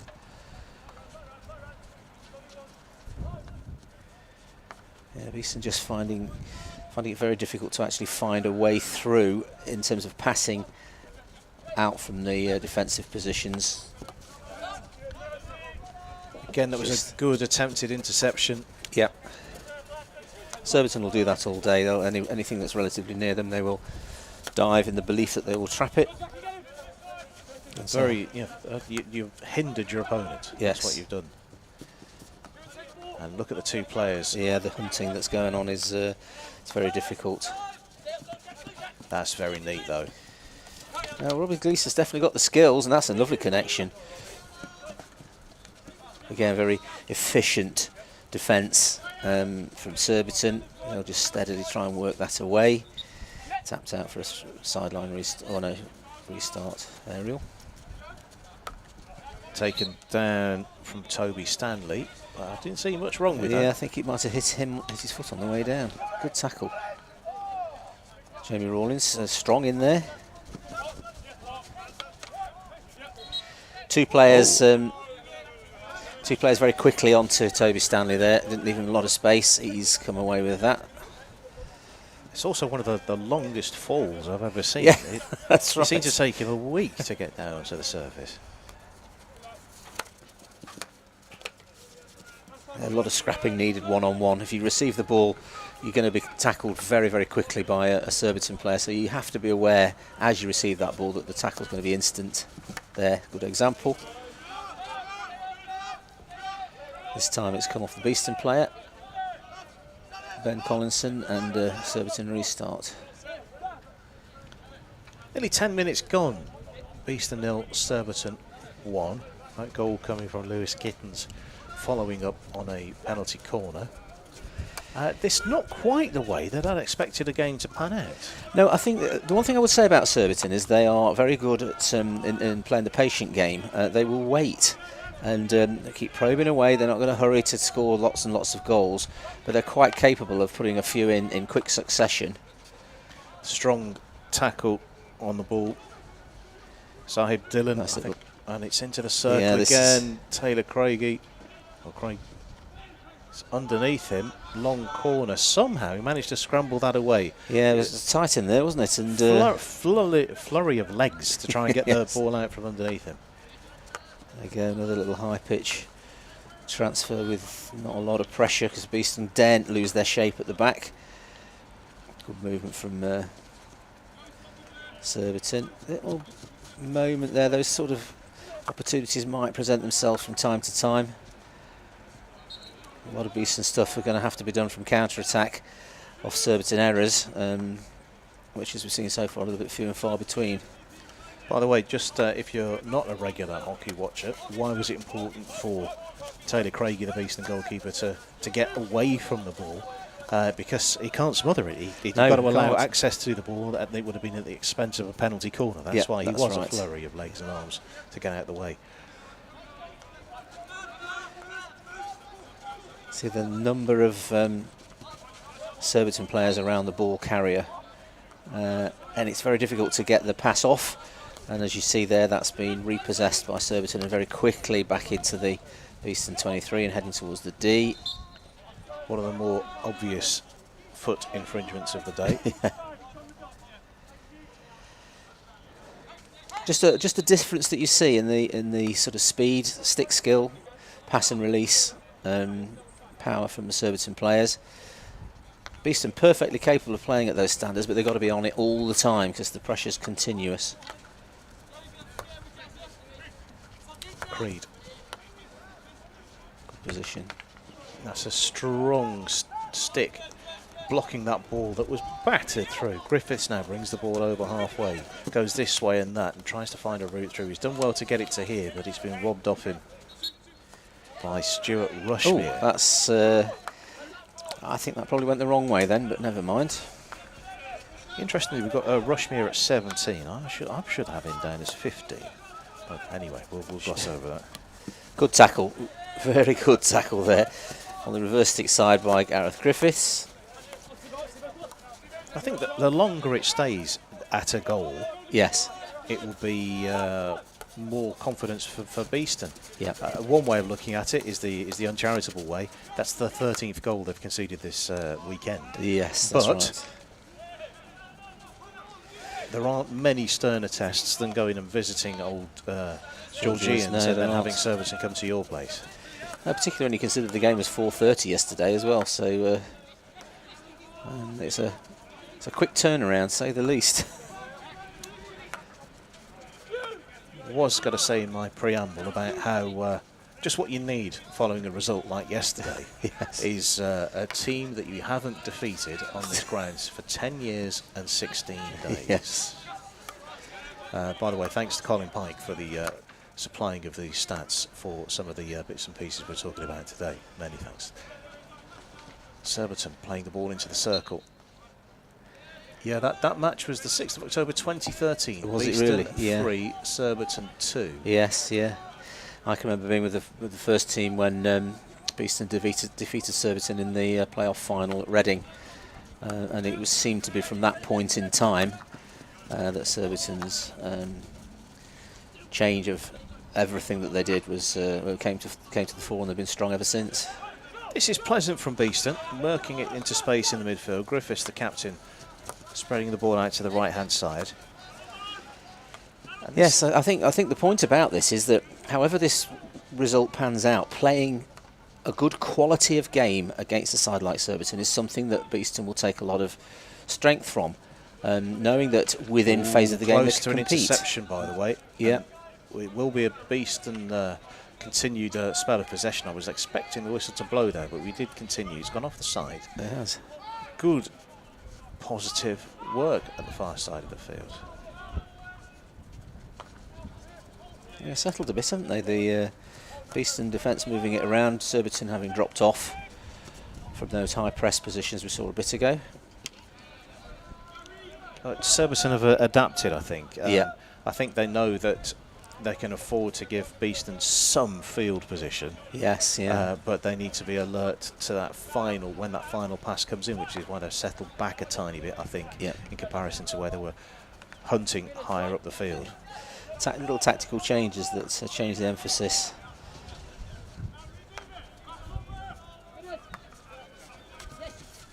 Surbiton with a lot of space now because Beeston have dropped to behind the halfway line. That's picked off by Ollie Ashdown. He did well there. That was coming at his head.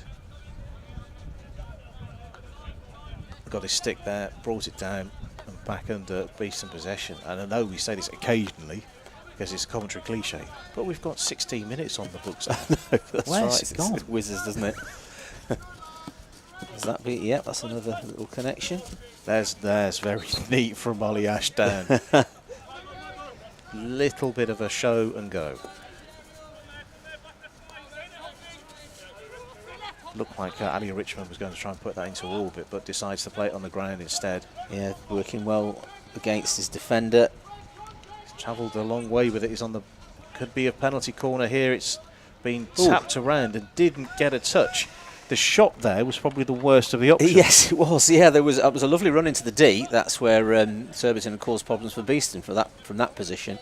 But the final finish really didn't have anything on it. It wasn't on target, and it wasn't going to get connected with anybody either. So, bit of a shame, really. Yeah, I was anticipating a penalty corner at the end of that. Yes, but never mind. Maybe that's what Dylan Limholm was looking for, really. I thought, but Surbiton stayed out of the way. I'm enjoying seeing Dylan Limholm in this Beeston side. He's added, I think, a little bit of something, a certain je ne sais quoi. I can't put a finger on it, but he's added to this team. Yes. It's good to see. That's taken down a long way. There's a pass on. Yeah, that's a bit of space there for the Surbiton forward. And a swing of a stick to tap the ball behind at the expense of a long corner. And that is the end of the first quarter. Just the one goal to tell you about. Well, I think from that point of view alone, there is a positive in that. Some of the interplay towards the second half of that quarter was good from Beeston.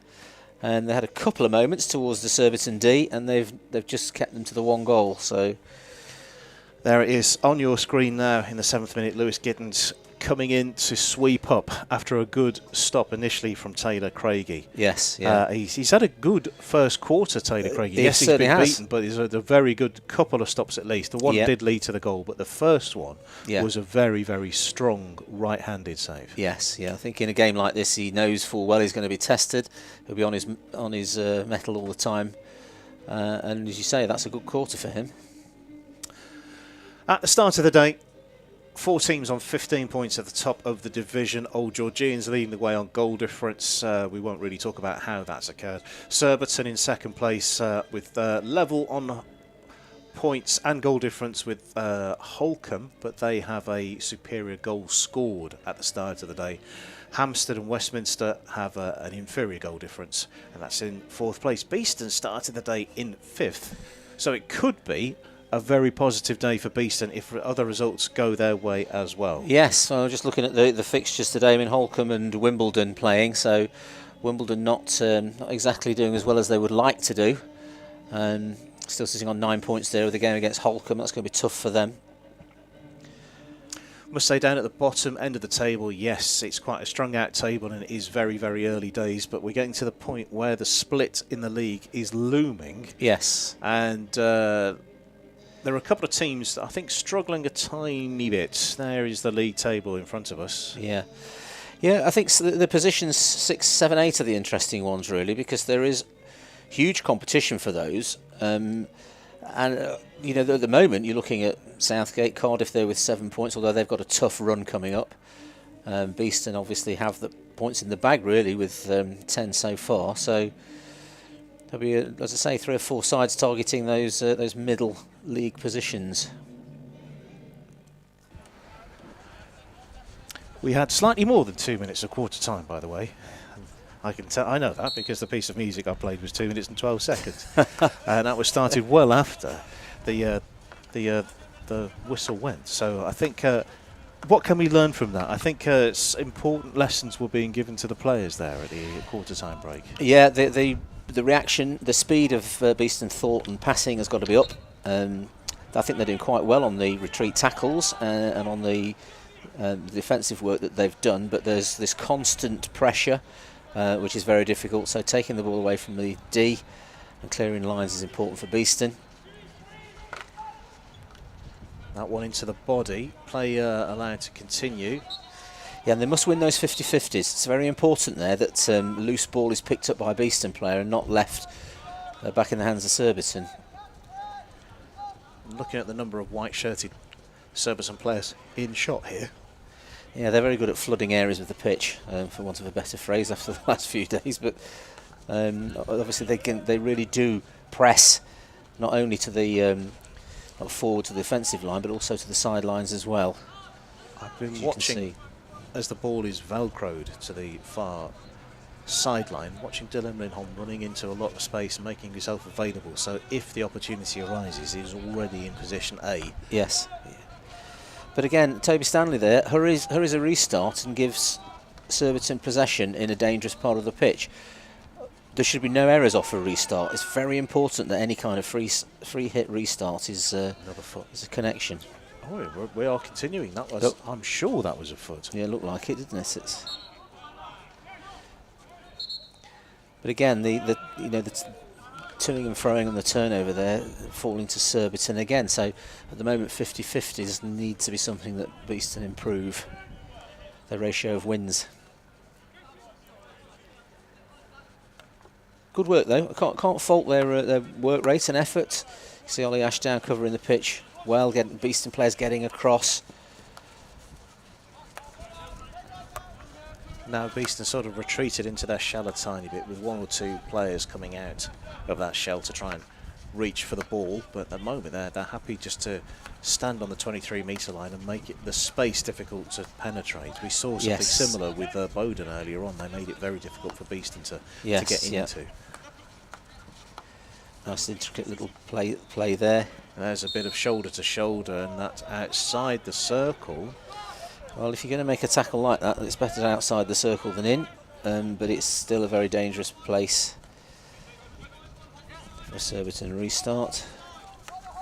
If you were waiting for that to be punched into the circle, like I was, it didn't come, and that's a little bit of a waste from a Surbiton perspective. Well, that's very, very tight. When Beeston's defence is as deep as that, and the high pitch transfer is near the 23-metre line, throwing an aerial to the baseline is probably not going to work, as we saw there.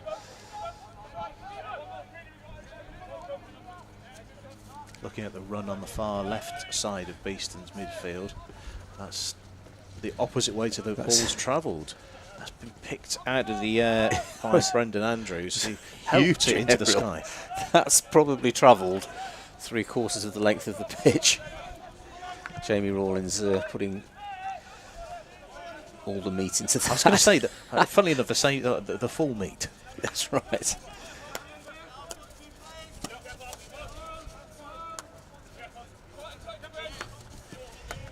Little connection in there, even though the Beeston players are tight to the Surbiton player, but nevertheless, skills.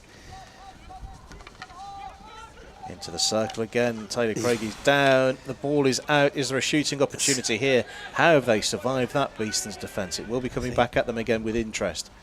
And away for a long corner. Yes, it was. I think it was David Goodfield's skills getting into the D in and amongst the Beeston defence.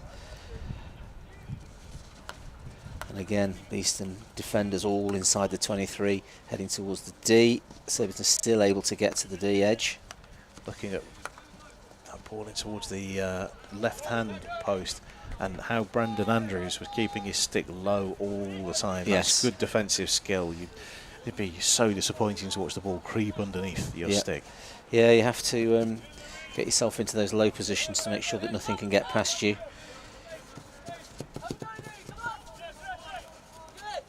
Ali Richmond just finding his way past.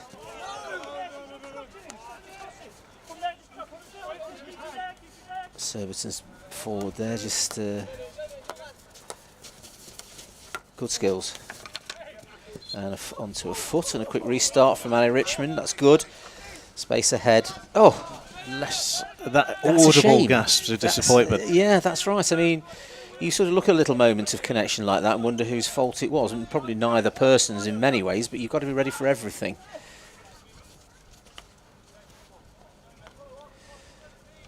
So you can see Beeston running back towards their own half straight away, just not feeling that they can press these Surbiton defenders. somewhat shallower aerial, still effective for Surbiton. Twists, turns, and tries to go through traffic. Jack Hobkirk, one of the goal scorers yesterday. Yep. Scored 2 from open play yesterday, Jack Hobkirk. Young lad, I think, that's coming through the Surbiton ranks. Yep, made his first team debut in 2023 for Surbiton. He's one of the England under-16 players. That's right, as well. yes. So obviously a talent. To be able to get first team Premier League exposure at that sort of an age is an excellent thing, and is a credit to his abilities.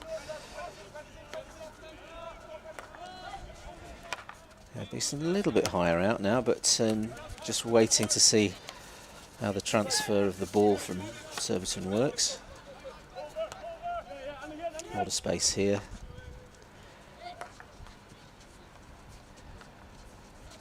This is relatively safe from Beeston's point of view at the moment, and they'll be keen to make sure they keep all the lines in towards the D covered. But Surbiton equally just passing it around, waiting for that gap to open and to make a meaningful connection going forwards.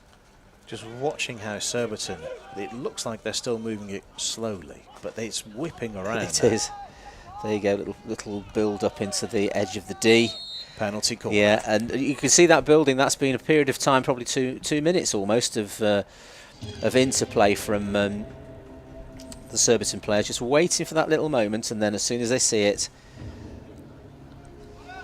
from the right-hand side of the pitch, fed into the top of the D, there. Can't tell exactly which player was penalised. If it was Owen Sutton, who might have just pushed the Surbiton forward. So this is the Surbiton's third. You're right, first of the second quarter. Yeah, good spell of play from Beeston, just maintaining a bit of control of the game, but just needing to be conscious all the time that these have to make sure all the openings are covered. Interestingly, no Struan Walker as far as I can see around the edge of the circle, unless I'm mistaken.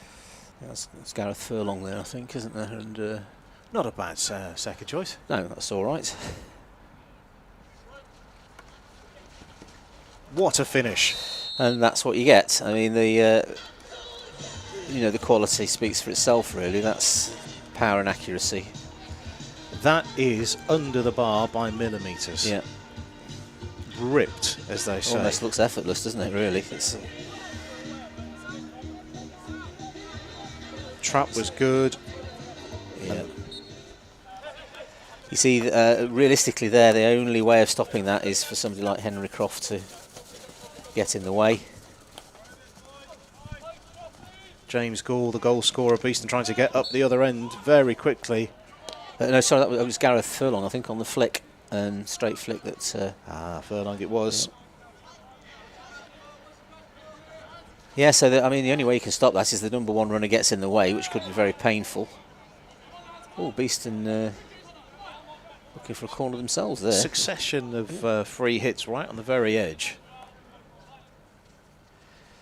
Need to move that ball away from the D edge before they can go into the D. Just watching Ali Richmond faking there. That was nice. He looked like he shaped like he was going to drag the ball in, but he couldn't. So he ran towards that and tried to fool some of the Surbiton defenders, who very much weren't. I saw the umpire nearly take a nasty, receive a nasty injury there as he was stood on the baseline. It has been a strange 7 or 8 days for umpires on this ground.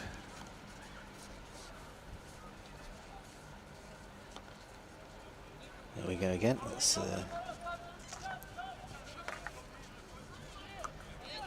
who'd be an umpire?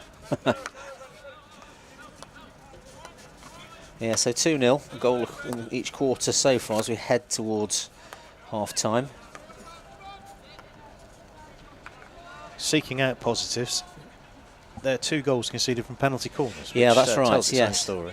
I was watching Mark Pern, Surbiton's coach, just send the message across before the corner was taken. It was probably an easy message, just flick it in the roof of the net. Here we go, this dangerous position here. It's been brought a huge amount back, but at the striking point, the whistle blows. I think it was run off the baseline.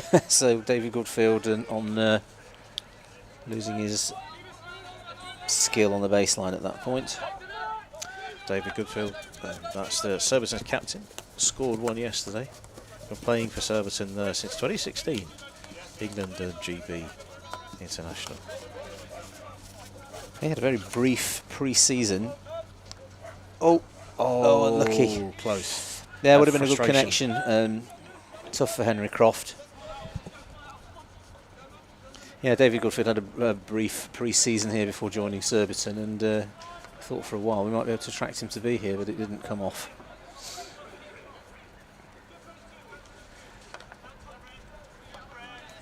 Brendan Creed very much in control of things defensively. I must say that it's been, normally we've seen an awful lot from Henry Croft by now. I think it's been a testament to the good defensive work. Yes. That he's been frozen out of the game somewhat. Yeah. We're looking at him in the middle of the picture now. He's angling for a loose ball. Yeah, I think it's difficult for Henry in a game like this because he's not going to get as much possession. Just even their normal line of play, Surbiton can stop him receiving the ball, but they've probably also focused on his scoring ability and just keeping one eye on him every time he gets close to it. So he's sort of restricted to doing a sort of a forward pressing role at best at the moment. I'm sure, I mean, he scored twice yesterday, even in the game against Old Georgian, so I'm sure he'll be looking for something at some point to keep his own tally of goal scoring going.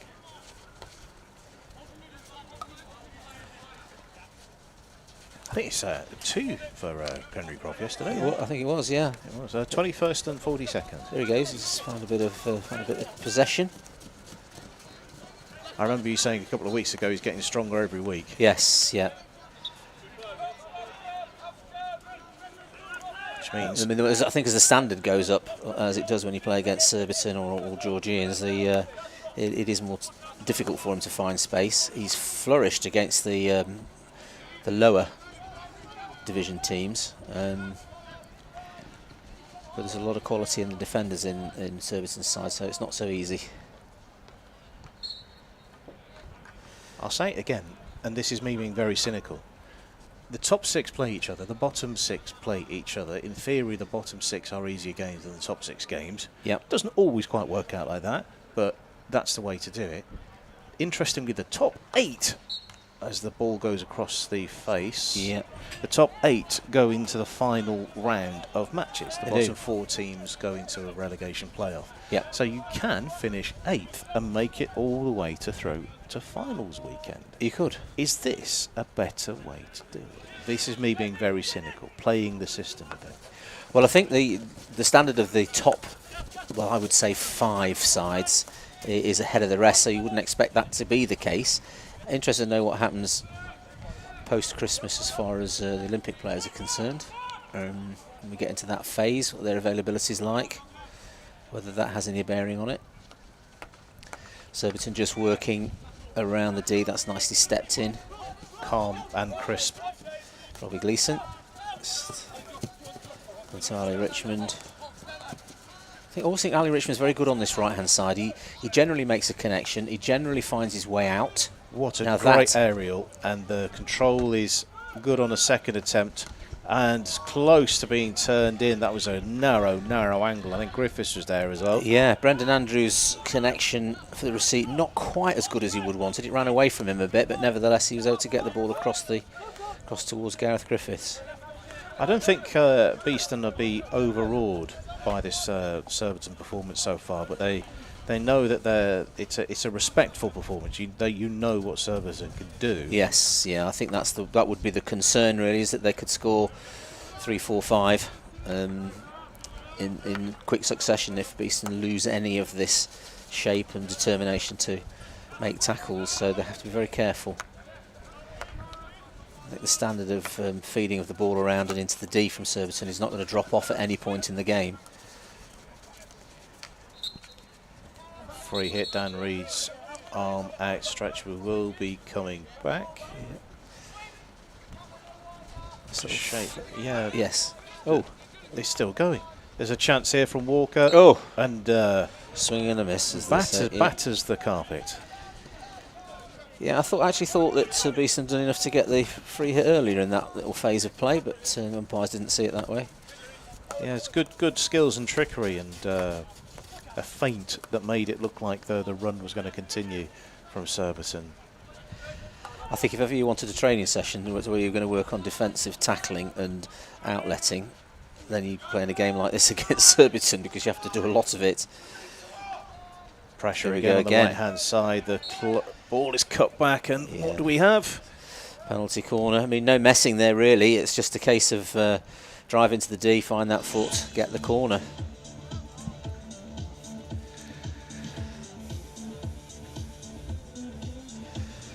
You can see the nice little turn, heading towards the edge of the D, no hesitation. Look, deliberate, straight onto Beeston defender's foot. I think they could do better with that. They know that that's coming. Keep your feet out the way.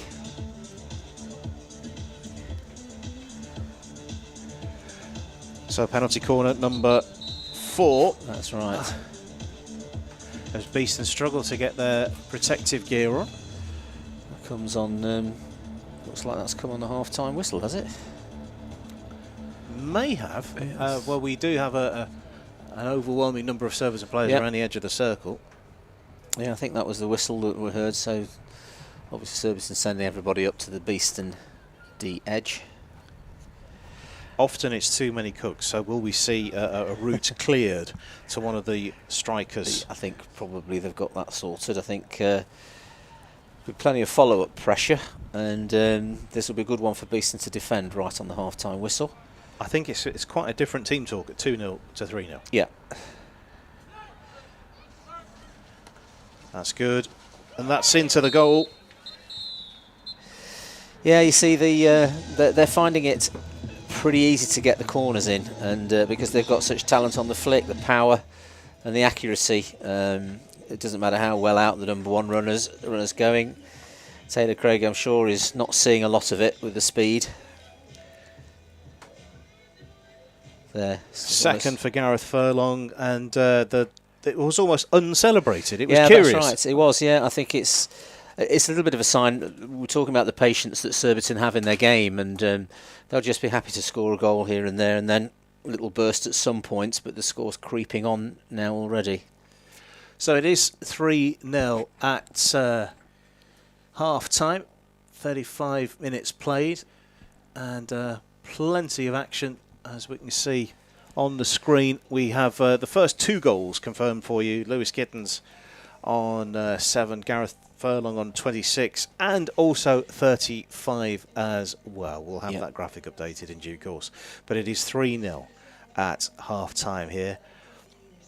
Not a good weekend for Beeston in terms of conceding goals. I'm pretty sure that they were aware that was going to be the case, looking at the fixtures even as far as 3 or 4 weeks ago.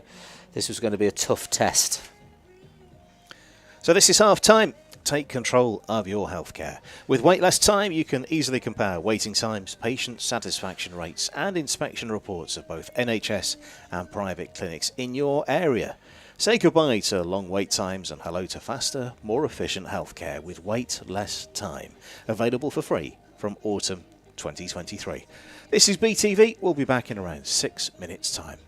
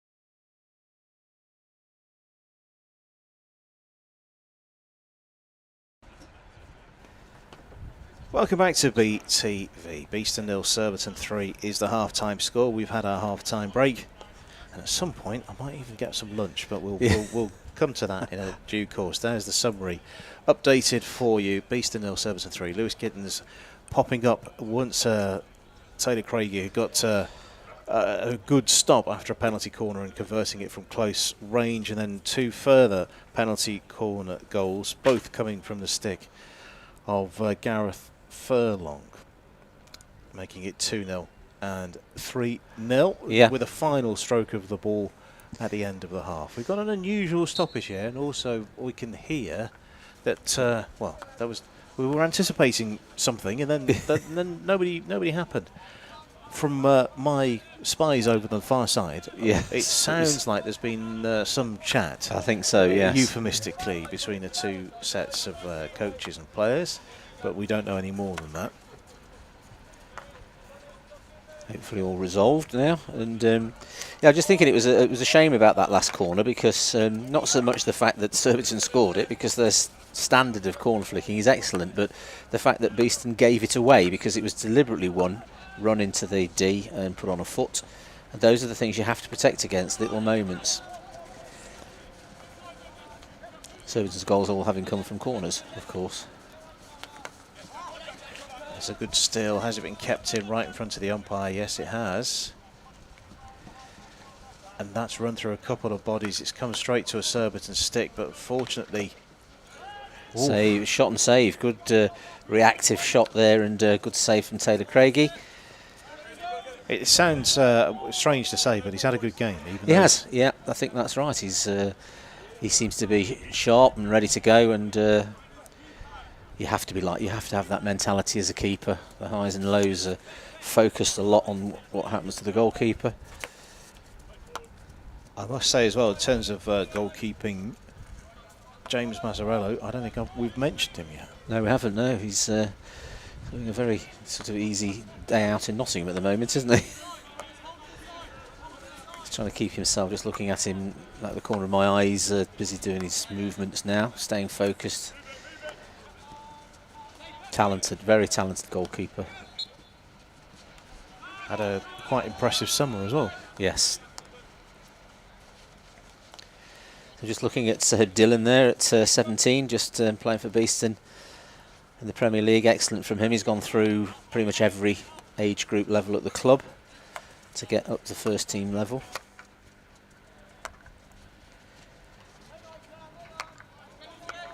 Which is great to see. I mean, Surbiton have a player who's done similar, and Beeston have got one as well. And I think it's credit to club's development that they can see players rise right the way through the club setup. Seeing how Tim Nurse pulled that ball down, that was a clinic. Yes. Just watching it, putting the stick in the right place, watching it drop, and then moving it all one sweep of the stick. Yeah. Steady yourself. A lot of these players have great hand-eye coordination, and but they still work away at it and practice and make themselves better. That's the more you practice, the luckier you get. Yeah. So what can Beeston do here? What can they change up? Well, I think that they've been containing Surbiton for most of the periods between the goals, and they've made maybe 1 or 2 little forays into the D, but they're going to have to be very particular on their basics and connections to get to the Surbiton D if they want to score a goal.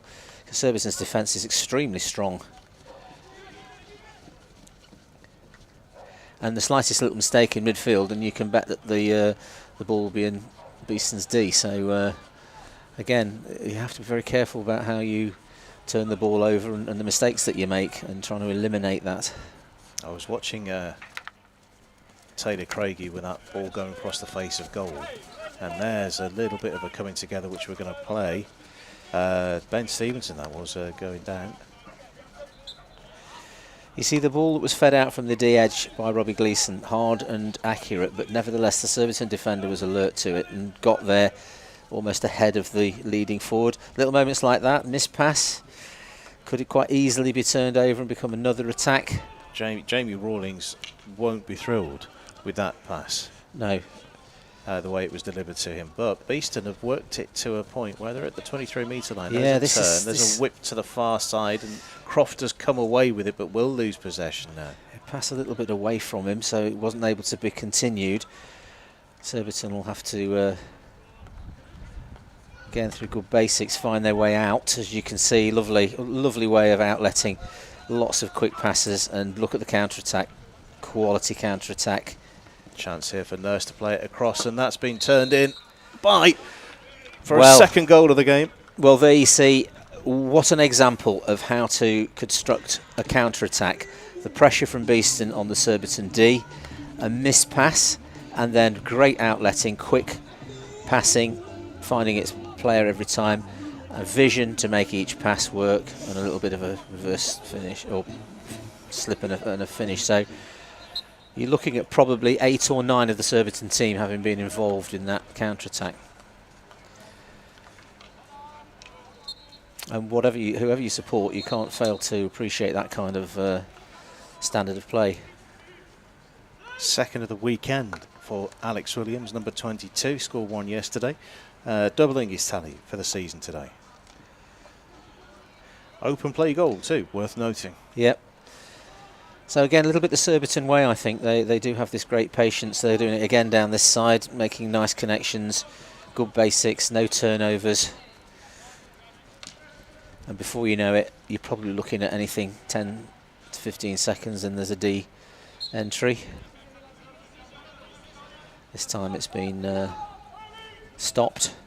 But as I was saying, I just think Surbiton's style really is to very, very gradually work away, putting a goal in here and there. And before you know it, the score has gone out of sight as far as you're concerned.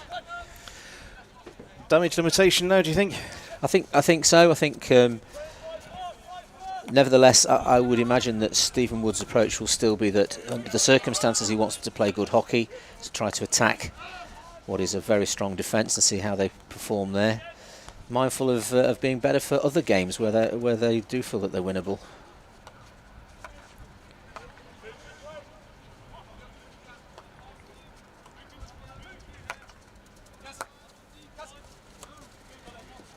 Just watching this passing movement as it's blasted into the circle. There's an appeal, and they do have a penalty corner. Yeah, so the ball fed around again in relative ease, and the reason that Surbiton can do that is each player passes and traps well, and so they don't really have any turnover. You can see here, look, the pass, the trap is good, the pass, the trap is good, again in there, and that's a little flick onto a foot. It is good to watch the way that Surbiton take a view in the D. If they're not in an obvious goal-scoring position, they're quite happy to have the corner. With the setup that they've got, they know that that's just as good an outcome for them. We've seen, particularly at an international level, some teams work a situation where they win games based on penalty corners. Yeah. This is not the same for Surbiton. There's attack from everywhere, as well as penalty corner throw. Yeah, I think the sign of a good side is that they can slip between the two depending on the teams they're playing against. Some sides are very good at not giving corners away, and so you need to have both types of style of play in your locker really, which Surbiton have got.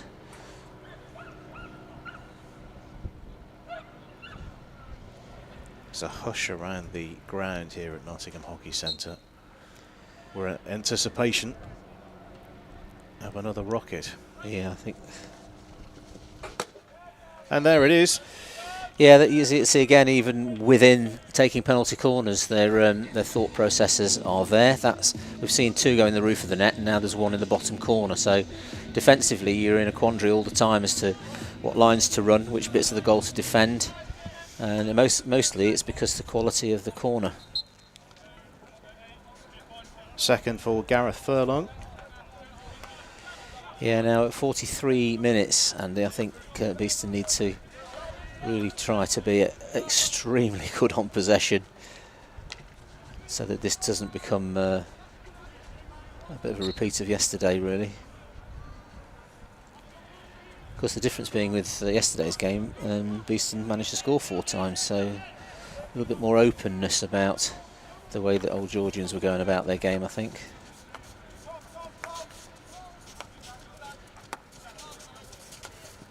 I think Surbiton actually beat Old Georgians in the league fixture earlier in the season. Well, reserves. As if by magic, we do have that information. It was the second match weekend of the season, 23rd of September, where Surbiton beat Old Georgians 3-2 away. Yes, yeah, good result. And I imagine a lot of that is down from what we've seen of Old Georgians' prowess attacking and retreat tackling and all that kind of stuff. So that would be to do with the organisation that Surbiton have. Already this season, via the wonders of streaming, we've already seen Surbiton trip to Southgate and score 7 there. Yes. Yeah. They scored 6 yesterday against Oxted, and most of those were in the second portion of the game. Yeah. And the only defeat they've had was against Holcombe, of course, who went off to the EHL 16. Yes. So it's been I think a fairly strong start to the season for them. Definitely, yeah. But what now for Beeston, looking at the fixtures that are coming up for them?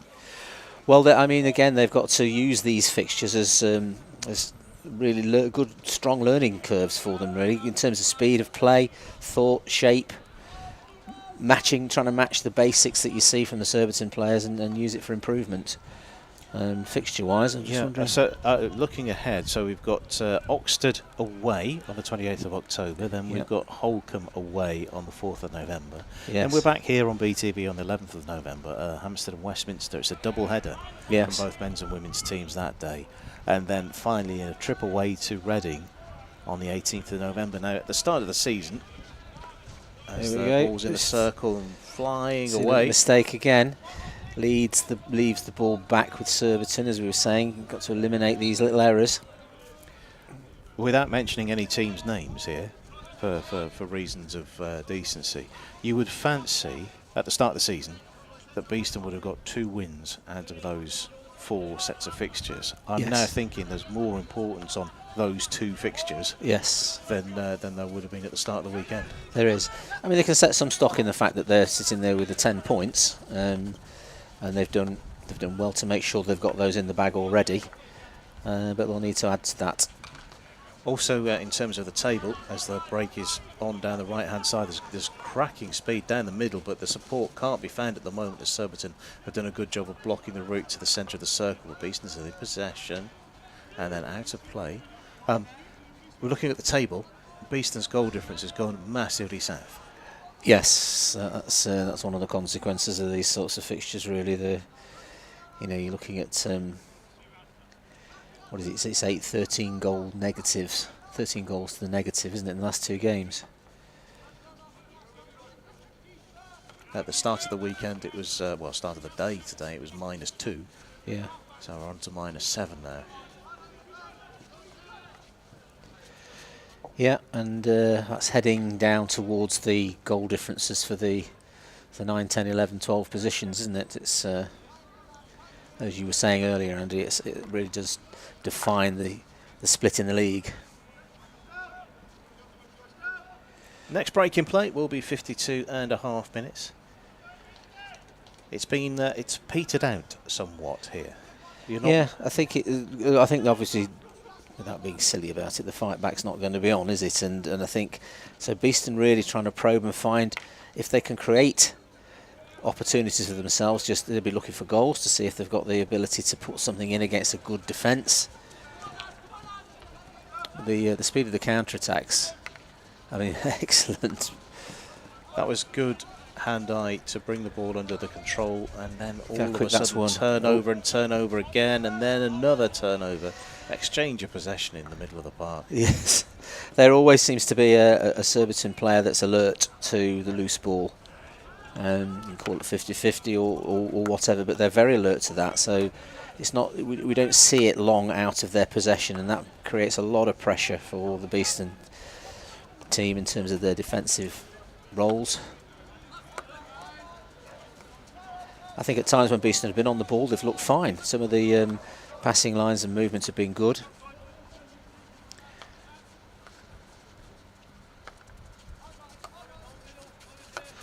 But you have to hold your hand up and say that they're playing against a very good team.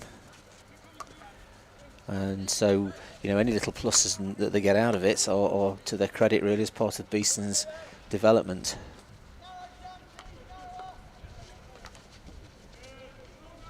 On the left-hand side, just skipping over the feet, and there is one penalty corner again. Yes, and again, again that ability to find the feet in the D, I find that quite impressive in a way, because there's not really too much of a scoring chance from the position that the ball's received on the baseline there, but there's an alertness to the fact that there's a defender's feet immediately behind you, so bang, on it goes. Another corner. Now, and we have the headband of Struan Walker, number 13. We also have James Gall is there. Lewis Gittins is on the right-hand side, just tying his shoelaces now. And then, do we have Gareth Furlong just to the left of I think we do. Yeah, we've got Gareth Furlong. So they're all there.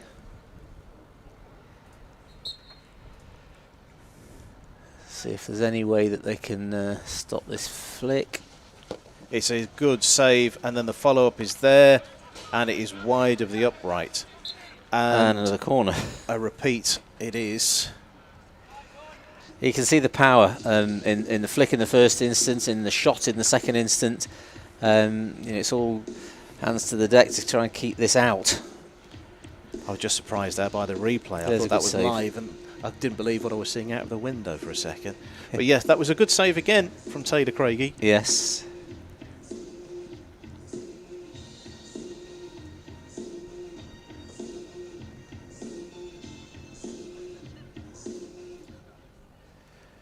So we are set again. Same players around the edge, the same threat.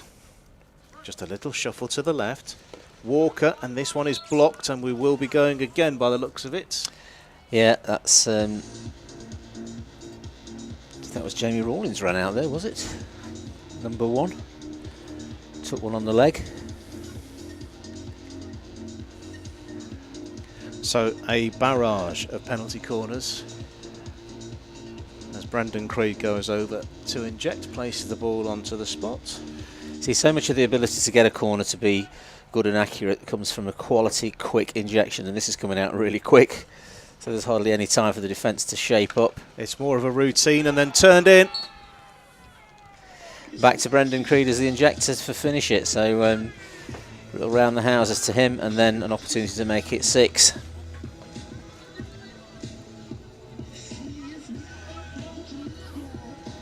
Very, very well worked routine. You can see the Beeston defence coming out like a train to try and block it, and they were bypassed and left the space to Taylor Craigie's right to put the ball into the goal. Yeah, difficult chance, but it was well finished. Yes, it was, and I just noticed, I thought at first it was a deliberate move, but it actually took a deflection to get back to Brendan Creed, so that was unfortunate. Brendan Creed makes it 6. I think this might be the highest number of goals that we've had on BTV for one team in a while. I think it is, yeah. It's uncomfortable watching in a way, but of course, you know, on the other side of it, you can appreciate the skill and the scoring ability of Surbiton. Again, Stephen Wood's approach: get the best out of it that you can, test yourself against the best, and see how you do. It's a shot, and we have a penalty corner for Beeston. Well, there we go. The start of the comeback, Andy. This is going to be Lazarus-like if this is a comeback from Beeston. But yeah, promising. But not to be trite about it, they're very promising. Suddenly the bit between the teeth. It's the nature of team sport, really, isn't it? I mean, you don't, you know, however the game is going, you participate, you compete, you get yourself to improve and work at stuff and see if 2 years down the line you'll be a lot closer. And that's the intention from Beeston, really, is to, you know, keep moving this team back to where it was a few years back. First penalty corner of the game for Beeston, right at the end of the third quarter. As you said, it's probably not going to change the course of the game, but it'll be interesting, and it would make it very interesting to see what Beeston can do with these final 17.5 minutes, should they convert this opportunity. Yes. Yeah, create a game within a game and have a period of time where you are threatening and you get a bit of de-entry and corners, etc. It's a good delivery, and that is wide of the upright, so we end the third quarter with a scoreline difference of 6. It's Beeston 0, Surbiton 6. If you can talk us through. Yeah, obviously the steady start from Surbiton I find very interesting. I do like that patience that they have. They're certainly not chasing high scores. They know that if they do their job right, the goals will come. Particularly when you've got the the penalty corner winning ability of their forwards, and then of course the flicking power of somebody like Gareth Furlong, for instance, with his hat trick. Indeed, I was about to say we've not really acknowledged there was a hat trick today. That's right. Yes. So I think the one they scored in the 52nd minute from Brendan Creed, I think it was a bit unlucky for Beeston really, because it did take a deflection as it found its way back to Brendan Creed, who injected it. So that's just one of those things that happens in a game like this. The first corner for Beeston really looked off target from the flick, which was a bit of a shame.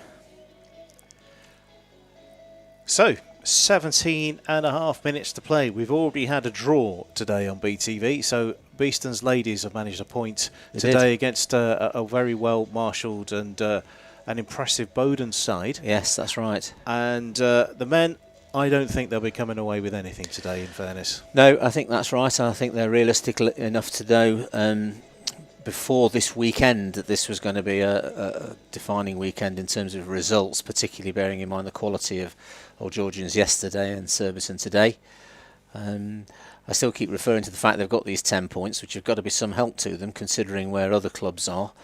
And they still have fixtures which they will deem to be winnable. And they'll be trying to make sure that this is a help in their progress when it comes to playing against sides that they think that they can perform against. It is very interesting to see that the points that have all come for Beeston so far this season are all teams that are below them at the start of the day today. Yes. A win against University of Nottingham, that was an explosive performance. Yep. A win against East Grinstead, the points against Cardiff and Met away on the road, and the draw here against Southgate. They've not yet met Wimbledon, and that's still to come, isn't it? No, Wimbledon was their opening game, I think. That's right. And I think Wimbledon was the away fixture that Beeston played first. Indeed, you are spot on, and that was quite a big scoreline that day too, 5-2 on the opening weekend of the season. So it'll be interesting to see what happens with Wimbledon today, because their fixture against Holcombe away, it could see them stay on 9 points, in actual fact. Because I don't think Holcombe are one of those sides that you'd probably think of the top 3-4. Their performances have been good in the EHL that they've played. Here we go. So Beeston missing a connection again. There's a heavy whistle there and a card. Who's going off here? Who's disappearing off? We'll bring detail for that in a moment. It's a Surbiton player. It is, yeah. It could be 3, could be 8. It is 8. It is 8, and it is Tim Nurse that's gone for a sit down. Green card it is. Yeah. Can't quite see why that was, but we've got that sunshine problem again. with the Yep. I'm not sure who's the scheduling committee we need to talk to, but the lunchtime stuff, not so good. Yeah. Good play from Sahib Dillon there. I just noticed he's eliminated his play. And here's Henry Croft with a bit of space, and that's gone all the way through. A little bit of disappointment, but who got a touch on that? Is it a Beeston ball? I think it is for a long corner. Tim Stanley out at far right side of the pitch. Got the feeling that this is an opportunity that Beeston can take here, because they've competed well in parts against Surbiton when they're in against 11. Can they make anything while they're a player to the good? We saw the ladies earlier on of Beeston managed to go 9 minutes with a player advantage for a series of cards. Yes. And not really make a dent in that time. And you really need to make that impact while you're a player up. Or 2 players it was. That's right, yeah. There goes Jamie Rawlings again. So Dylan just firing that down. I think that might make it. I think yeah. Henry Croft has done excellently here. He's trying to make a shooting angle, and he punches the ball And what do we get? Penalty corner. Penalty corner. So Henry Croft just making his presence felt a little bit more than he did in the first half. A few little escape plays from Beeston, giving them their second penalty corner. Well, I think it'll be quite fair to say that Henry Croft is playing like he's got the hump at the moment. He really wants to force his way into the game. He does. So we did see an attempt with that penalty corner at the very end of the third quarter. Are we expecting more of a routine this time or more power, do you think? I think they'll probably go for the flick. I'm just looking at Jamie Rawlings is there, so needs to get his flick on target. I'm anticipating good things because I've queued up the goal music. Shouldn't say that really, should I? Well, we'll see. There we go. Trap is good, and it has gone wide of the upright. Yes, it has again. I think that was just marshalled round the post by James Mazzarello, but I don't think it was on target in the first place, so that was quite straightforward.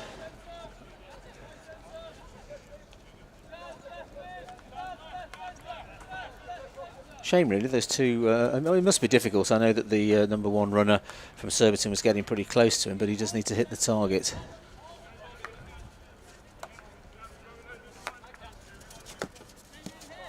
That's very neat. Into the circle so quickly from Surbiton, over the one channel, and Taylor Craigie has been bypassed for another.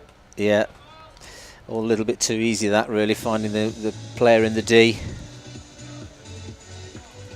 Struan Walker, it looks like it is who's got that touch.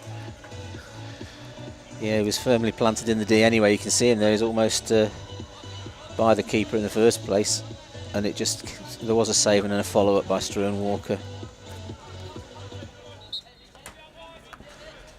Yeah, the the scoreline growing.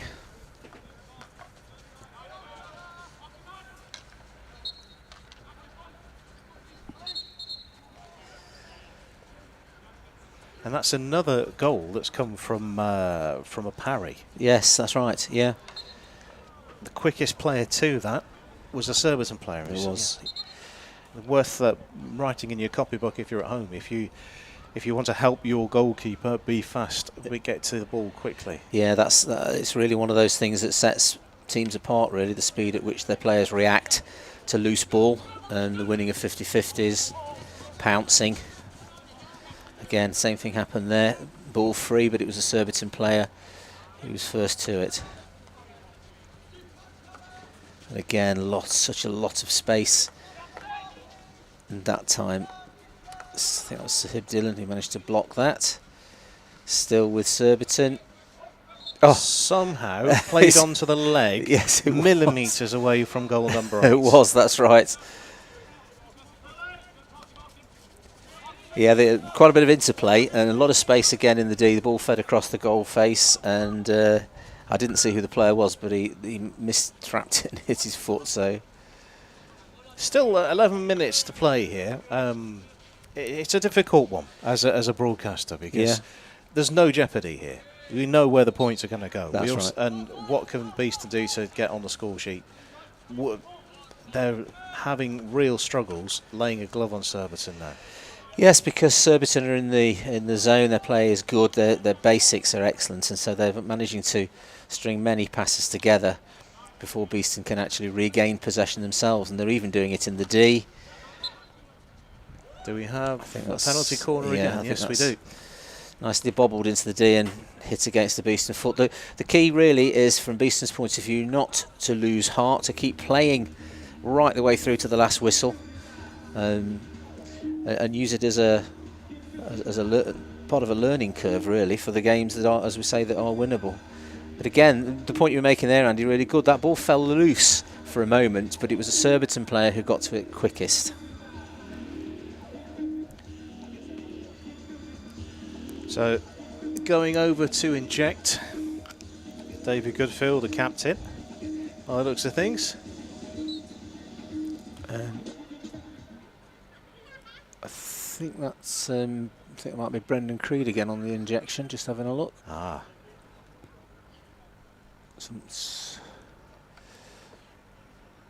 Must be You're quite right, you're daunting right. to be on the baseline, Andy. I'd have thought defending corners after what you've seen. But again, you know, you don't get the opportunity to practice this kind of thing very often at full flow, so you might as well make the most of it. Wobbly one out to the edge of the circle, shaping to the right-hand side. It's a routine that doesn't come off. That's right. I've never seen an injection like that. It was a bit messy, that. So you see, the other side of this, really, for the team in the ascendancy, Surbiton, is for them, as they look to be good at all that they do, is to keep their standards high, even in a game where they find it relatively easy to score. I must say that the ball through was a clear one to Williams, and Williams has continued his run, making himself available in the circle. And yeah, I don't know if you can replay that in your mind's eye, but Williams was there to sweep the ball in. Yes. And it was as clear as day. Yeah. So the pressure now is here that Beeston aren't getting away from their own D ever so easily, and probably, I was going to say they might be reluctant to use the aerial, but at least that way they can get it into Surbiton's half. Still with a Beeston player. Penalty. Bit of a collision. Yeah. Against Surbiton on the 5 metre dotted line outside the circle. Yeah, Toby Stanley clobbered. Tries to go the long way around. Long corner. Yeah, it's a good defence from the Surbiton players. They're low. It's hard to get the ball past them to the next player in the chain. And that was a little delicate moment. And again, nice trap in the D and very quick restart aerial. So Taken down so neatly. Dylan, very good. And this is a bit of space to work in on the left-hand side. Overlap run on in towards the circle, just shielding the ball away. Trying to engineer a shooting angle. Not here though. There's too much traffic. Yeah, good defence again. All Surbiton's defensive players low, set, strong base. Hard to get the ball past them. Very, very close to a steal, and it is a steal. Gaz Griffiths. Shooting angle possibly. And It a goal! is a goal.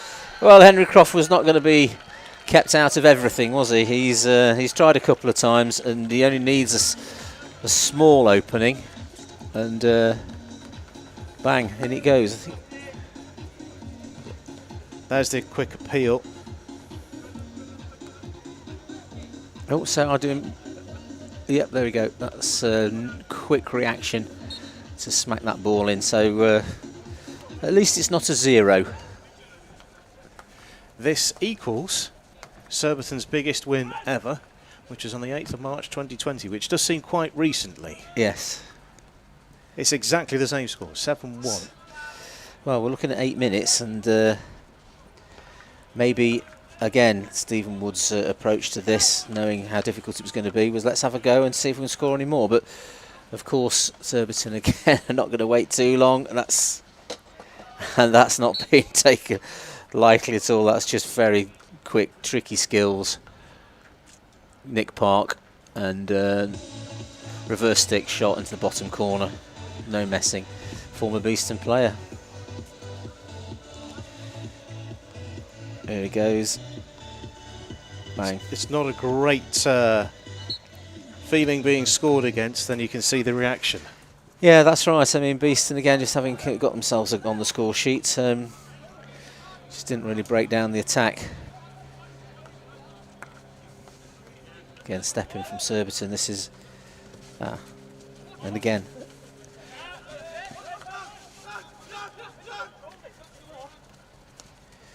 Yeah, run towards the D, just... Yeah, missed cross there, that's...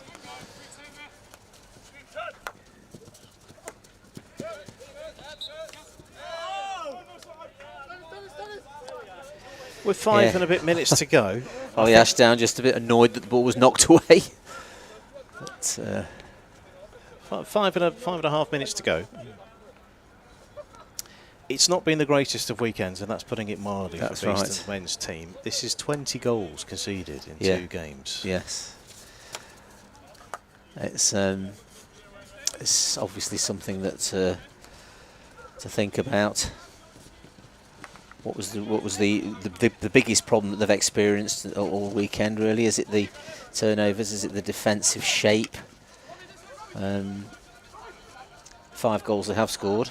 They'll be relatively pleased with 3 of them falling to Henry Croft.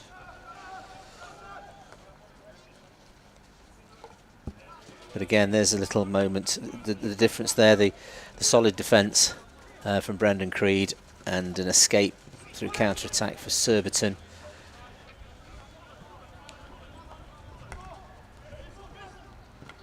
Gareth Griffiths just trying to force his way through the right midfield channel.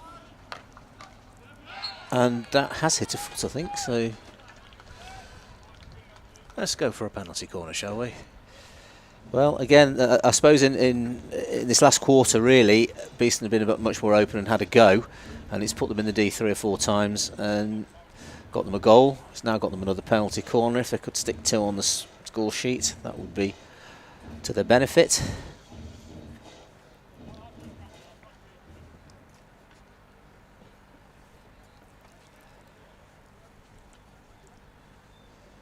Just having a look who's out there. I think, yeah, definitely Jamie Rawlins is there, Henry Croft,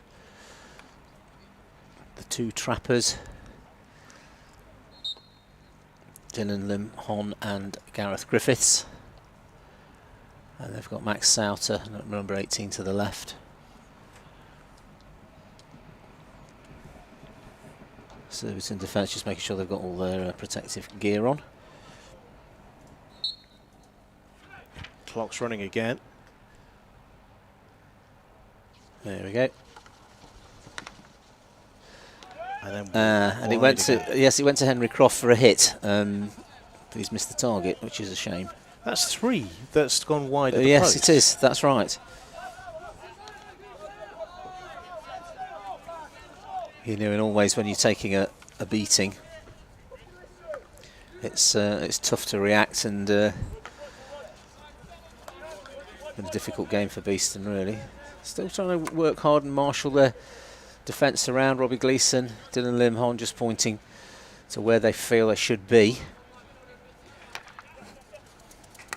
Ball with Nick Park again here.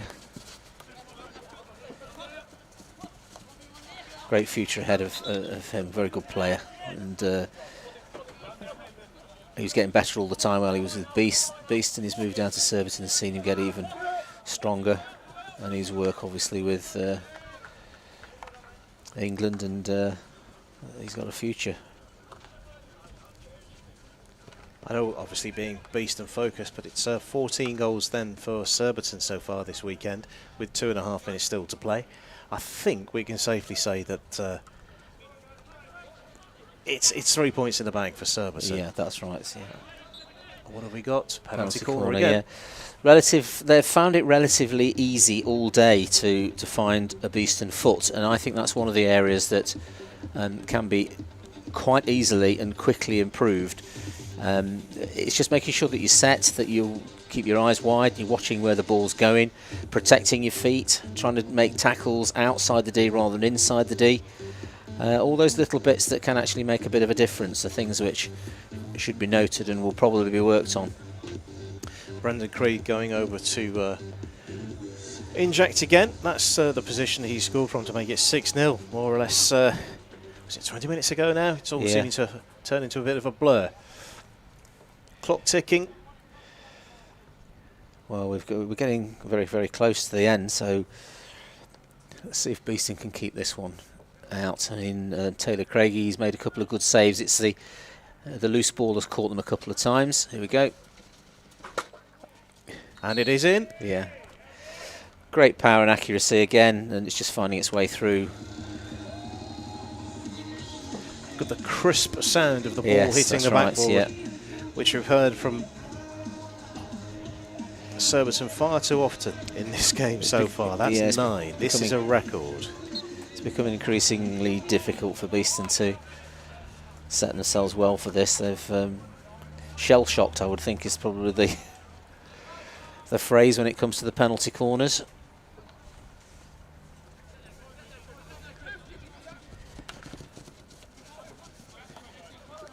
And that again, the things that we say, the good things for kids to watch and to learn and to young players, is the persistence of Surbiton. Yeah, it is. This game relentless.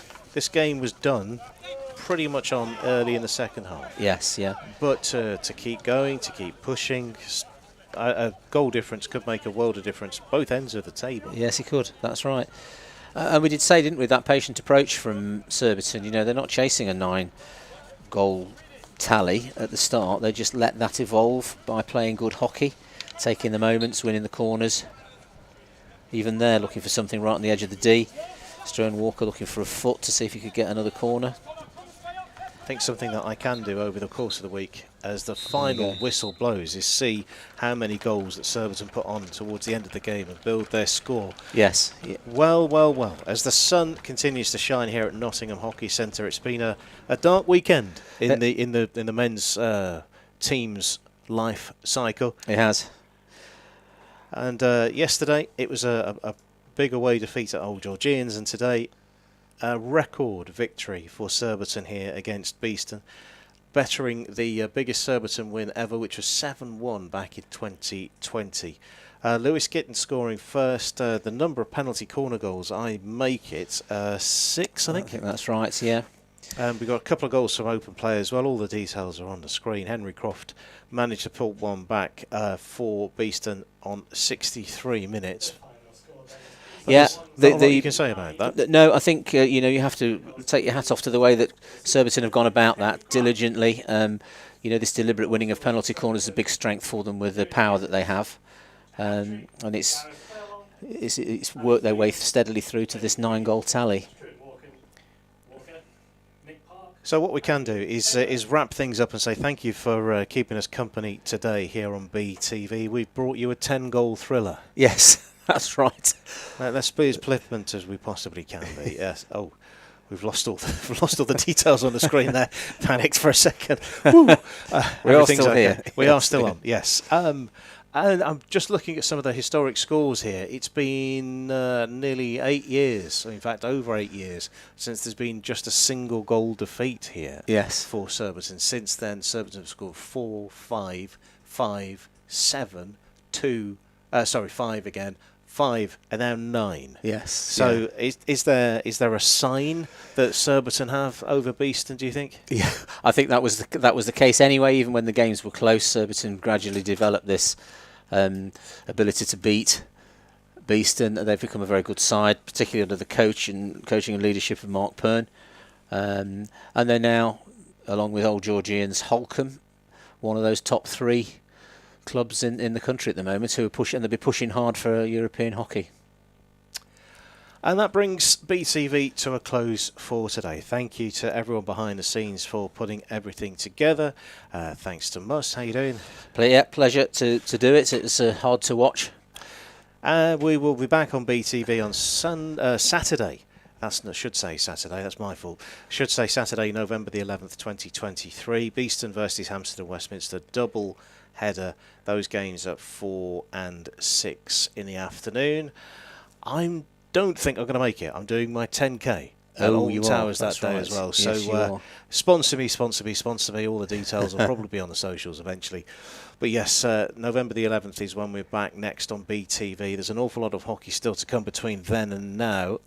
Beeston's men, they are away next weekend. As I'm picking up my sheets here, it's Oxted away, then Holcombe away, and I think 3 points much sought after. Indeed, it's going to be a difficult trip. Yes, as ever, it's been a pleasure keeping you company. We're bringing BTV to a close until mid-November, and we'll be back next time. Thanks for watching.